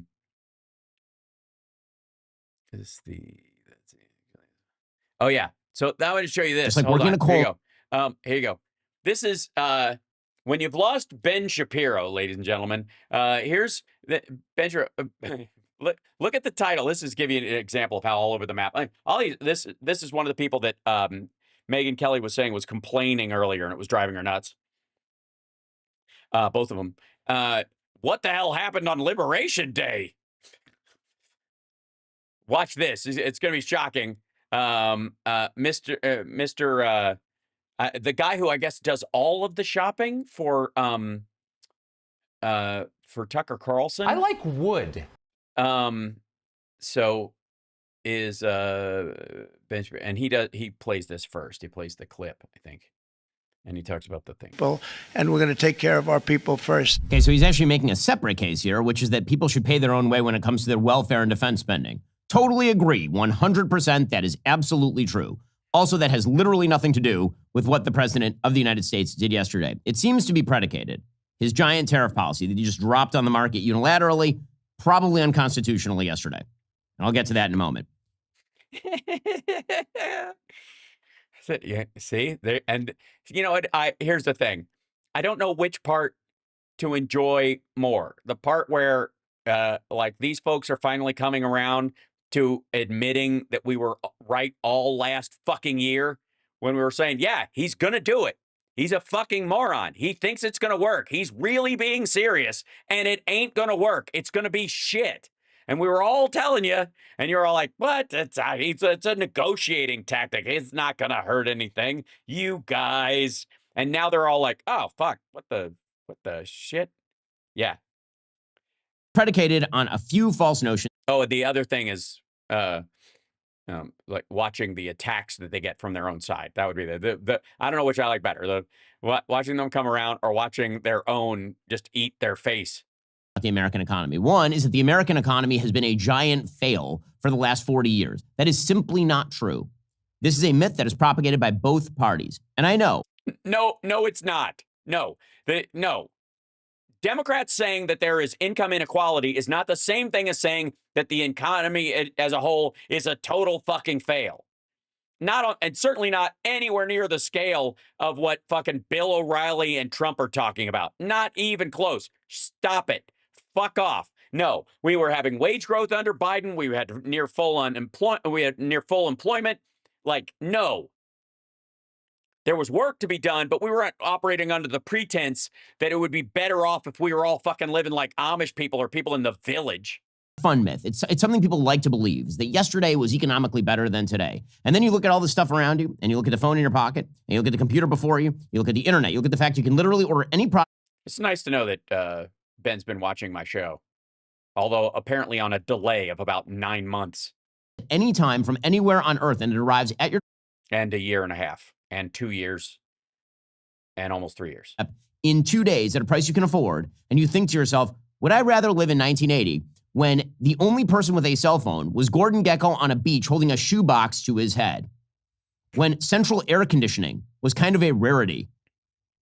Yes, Trump does. Do you understand? He's that Gordon Gekko. What he means is that he's the only he thinks life was better when he was the only person who could afford a fucking cell phone. Do you understand? Where it was a rarity and it meant you were special if you had it. Now everybody's got fucking air conditioning and a flat screen TV or whatever. So it's harder to brag. I got to start, making something useful for the world. And that's a pain in the ass. When the cars, if you were lucky, had electric windows. Okay, was that like better? Were things better? Just on an economic level. Forget about everything else. I can make a case about the spiritual level. You can make a case about the dissolution of the family. I agree with many of those cases. But we are talking here about economics. We're not talking about the life of the spirit within. We're talking about economics, which is the distribution of goods and services. So I need to start by showing you a few charts that show you that America, in fact, does not suck and has not sucked for several decades economically. Yeah. And you know when it especially didn't suck? During Clinton, during Obama, and during Biden. That's where all the major improvements that the middle class and the lower class felt, and where the expansion of goods and services actually fucking happened. And the accumulation of the debt, which is why Trump thinks he has to do all this stuff, happened under Republicans. It happened under Reagan, and then Bush 1. It happened under Bush 2 with the cost of the Iraq and the Afghanistan wars was $6 to $7 trillion. And then Trump in his one term adding a third more onto it. But every time a Democrat comes in, they clean the fucking place up. And there's improvements for average people. But it happens at a pace where people take it for fucking granted. And then you got the TYT crowd and the uncommitteds and those motherfuckers going, this is my chance to make my move. And then they fuck it up for everybody and let Trump or Bush or one of these assholes get in because it's a coin toss anyways. It's the lesser two evils. Who fucking cares? because this is a myth that all politicians like to tell. Hey, number one. No, not all politicians. No. No, because you'll notice there's a very distinct difference between the story that's being told. Even Bernie Sanders will say the American economy has grown and is and the available services and things are that people can have at a price point are great, but there is a huge inequality between the people who can afford the most and control the most, which is the concerning point. Not so much that they have this much, but they control this much, and everybody else. And if we could even that out, you'd have even more innovation. People could afford to start businesses, which would increase that growth and that kind of stuff. That's very different from Republicans saying, all these fucking freeloaders are stealing my shit. Here in Arkansas, where we take more from the federal government than and California pays for our lifestyle. There is this notion that American deindustrialization has been happening. That America has been hollowed out by deindustrialization, that we are not actually manufacturing anymore in this country. That is not true. It is not true. In the mid-90s, the United States look was at producing... that. That's the Bureau of Labor economic analyst. Yeah, the Bureau of Labor Statistics has a similar one, a chart just like this. 2.3. Hey, I remembered it right on. I said 2.4. It was close. If I had to find it, I remembered the 2.37, and that's why I thought it was 2.7. My bad. Real manufacturing value added. In 1997, we were producing $1.4 trillion. In 2025, we were producing $2.4 trillion. And it is an arithmetic increase. You can see the line on this chart. We are manufacturing more. Why aren't there more manufacturing jobs? The answer is technology. We are manufacturing more because we have better robots. And they are doing much of the work that people seem to have a very warm and fuzzy feeling about, but that they would never want to do themselves. I notice a lot of people say, why can't I have a factory job just like 1955?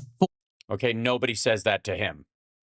This is him just pulling shit. Or some. Yes, I'm sure that you want it to be in a non-air conditioned factory, riveting all day. That just sounds like you. That's most Americans. That's your ideal job. No, it isn't. It isn't. Just like working in a coal mine isn't your ideal job either. Hey, here. You're right. He does sound like Bart Simpson. Like you notch it down like just a touch, and that's it. It's over. He's Bart Simpson. Chart. We've been told the lie that the American middle class has been hollowed out by international trade. Here is what actually happened to the American middle class over the course of the last several decades. The American middle class stayed approximately the same size, shrank a little bit. Why did it shrink? Why did it shrink? Not because people became lower middle class or poor, but because a huge number of Americans went into the upper middle class. Right. The number one change in the... This is all true. And it's so fucking weird. This is like... I was saying this, and I caught shit for saying this last year. You'll recall, chat room, I brought up a bunch of this shit, and as part of the reason to push back on this whole, like, we're being treated so unfairly. We have this, this unfair trade advantage. We buy way more from them than they buy from us and all that horse shit. And I was like, yeah, because we're rich compared to everybody else. Even poor people in this country are doing better than 90% of the people on Earth. They have access to resources and just calories in general. The ability to just stay alive until you get your shit together is more possible here than almost any other place on the fucking Earth. That's why you keep making it better. That's why it requires constant gardening to keep it that way, and why you try to expand the availability of the best of America to the most people possible, which is the entirety of like the Biden message when he got elected, and that's what he was pushing, and that's why he won initially. That was really what, like, he wasn't bottom up and middle out. That's what he was trying to do: expand the middle class and move people from the bottom into the middle class, so that if we do have a class of poor, it is a transient small number likened to our unemployment numbers, right? You should think of like the poor in a country should really be in line with how many unemployed people you have, because there's a lot of reason to be unemployed and not all of them are somebody else's fault, right? And you can give people opportunities, ways to find a job if they're having difficulty, but if they're just an asshole, they're just an asshole, and that's up to them, right? in the same way that you can be rich and your parents can disown you and suddenly you can go from being in a billionaire family to disowned and broke, right? That's possible because you're a prick. It has nothing to do with the financial stability of the fucking country because your parents kicked you out because you're an asshole. You understand? So I think the goal should be that our poverty number should be in line with our unemployment number, and we should try to lower that as much as possible until they overtake. There should be a point where you can afford to not work for a while and still have money. So you should be able to be unemployed for a longer period of time with savings and other opportunities and other resources, unemployment insurance and the like, so that you don't end up being poor, whether you're making money at that time or not, for a longer period of time. So you create a broader safety net so that people can get back to productivity or God forbid, just stay home, raise a child for a period of time before they get back into business. And so that period of going from lost job to broke isn't a cliff. That's what you should work towards. And the only reason we have the ability to do that is because we're an economic powerhouse. And that's what Trump is trying to stop. He doesn't want Eric and Don to have to compete with you motherfuckers. If you had every opportunity they had, we'd never even know their fucking names.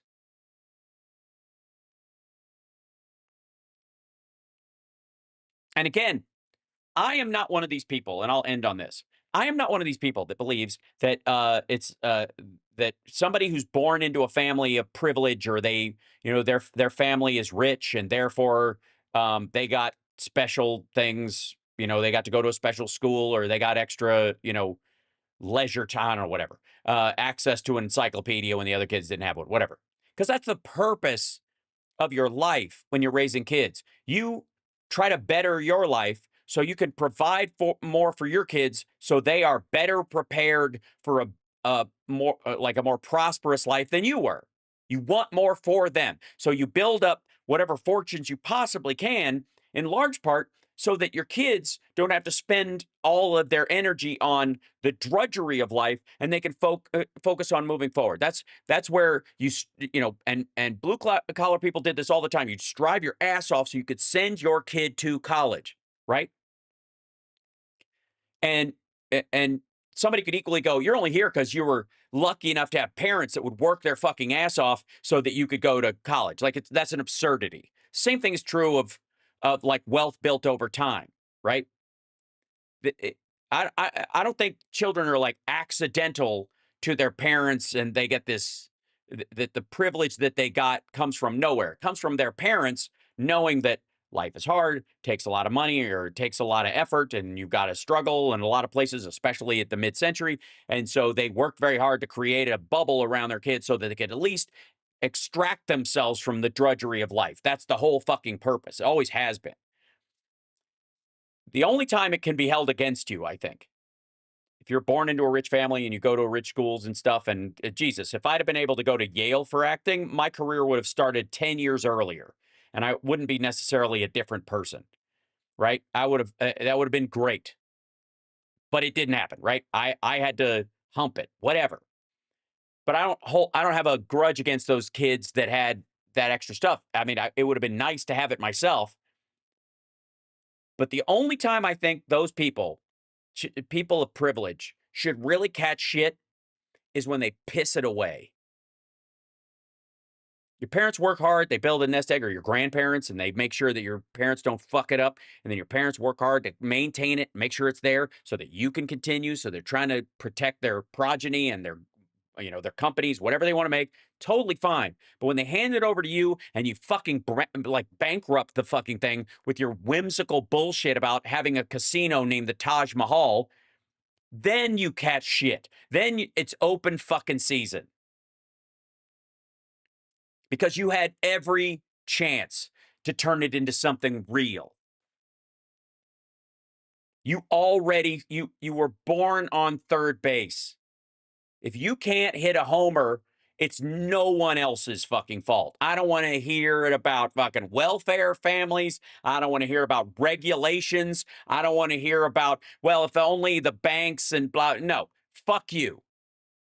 If you're born on third base and you recognize you were born on third base, then you should say, my only goal is to get home. And I'm not going to fuck it up because I'm 3/4 of the way there. And I'm not going to bitch about life at all because plenty of people were born in the middle of a pop fly. And that's yet another reason why I do not have Trump derangement syndrome. I just fucking hate the guy because he's a pathetic excuse for a human being. He is Russell Brand and Bernie Madoff and the Enron guys and Jeffrey Epstein all rolled into one. Now, his political shit is a good enough reason to not like him. Disagreement on his policies, think they're shit or whatever. But I don't even need to go there. He's already fucking awful from the jump. He was born a piece of shit, and he got a head start on being a scumbag by his own behavior. His parents didn't teach him to be an adjudicated rapist. They didn't teach him to, like, manhandle women. He came up with that on his own. He found a way to get his needs met, just like BTK and Ted Bundy and Bill Cosby and Jeffrey Epstein. Same shit. You're talking about the Enron guys today? Yeah, Leo, sure. I don't doubt it because it's kind of a perfect topic for some of the Wall Street shit that's going on. Yes, that is one of the good parts, Peter. I agree. Trump will never be happy. And that's, I guess, the only silver lining? Okay, anyways, I got to go. You take care of yourselves. I got to prep for tomorrow for radio with my dear friend Johnny Million.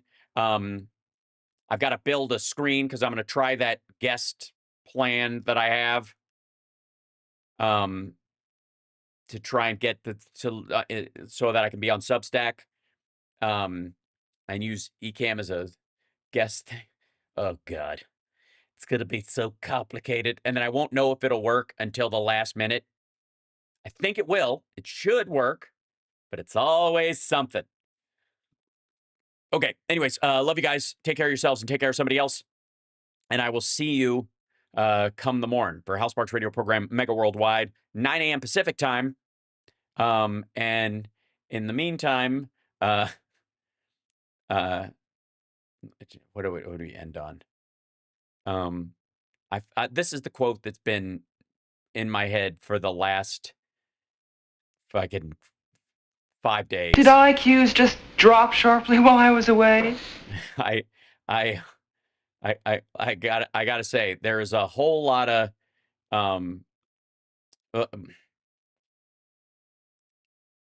what I will say is I feel like we're back at the beginning of a bit at the back at the beginning of sort of like the COVID.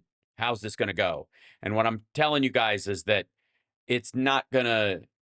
They're not gonna pull this plane out, out of the dive before Monday. And they're not certainly, and Trump is committed to this at least through Tuesday and the following days. They're the 5th, the 7th, and now I'm hearing the date, the 9th for these other ones to go into place. They have to go into place. Otherwise, like his ego won't let him call it off. And neither will Howard Lutnick, I guess. So we'll see. What I do know is that if we help each other and we focus on the state legislatures and don't fuck around with this third-party nonsense next time, maybe, just maybe, we could stage a comeback in a way that will salvage what's left of this and keep a lot of people from losing their jobs and their livelihoods. Or you TYT uncommitted motherfuckers can keep flipping a coin every 4 years and going, I don't know, does it really matter? I got mine. I can't live like that. Sorry. Maybe it's the comedian thing. It's hard for me to be happy when everybody else is miserable. So I spend my time trying to make people happier. Do my best. So take care of yourselves and take care of somebody else. And see you tomorrow. And hit the like, will you?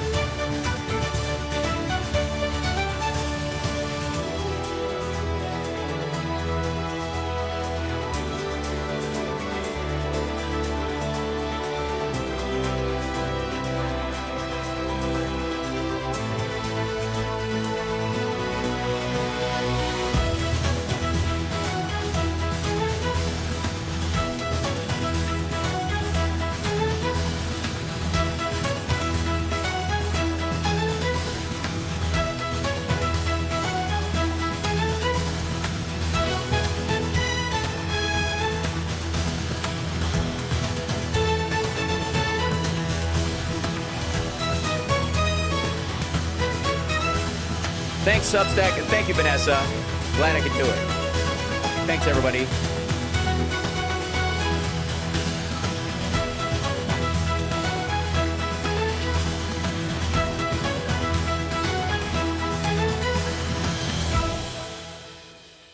Oh, hello there.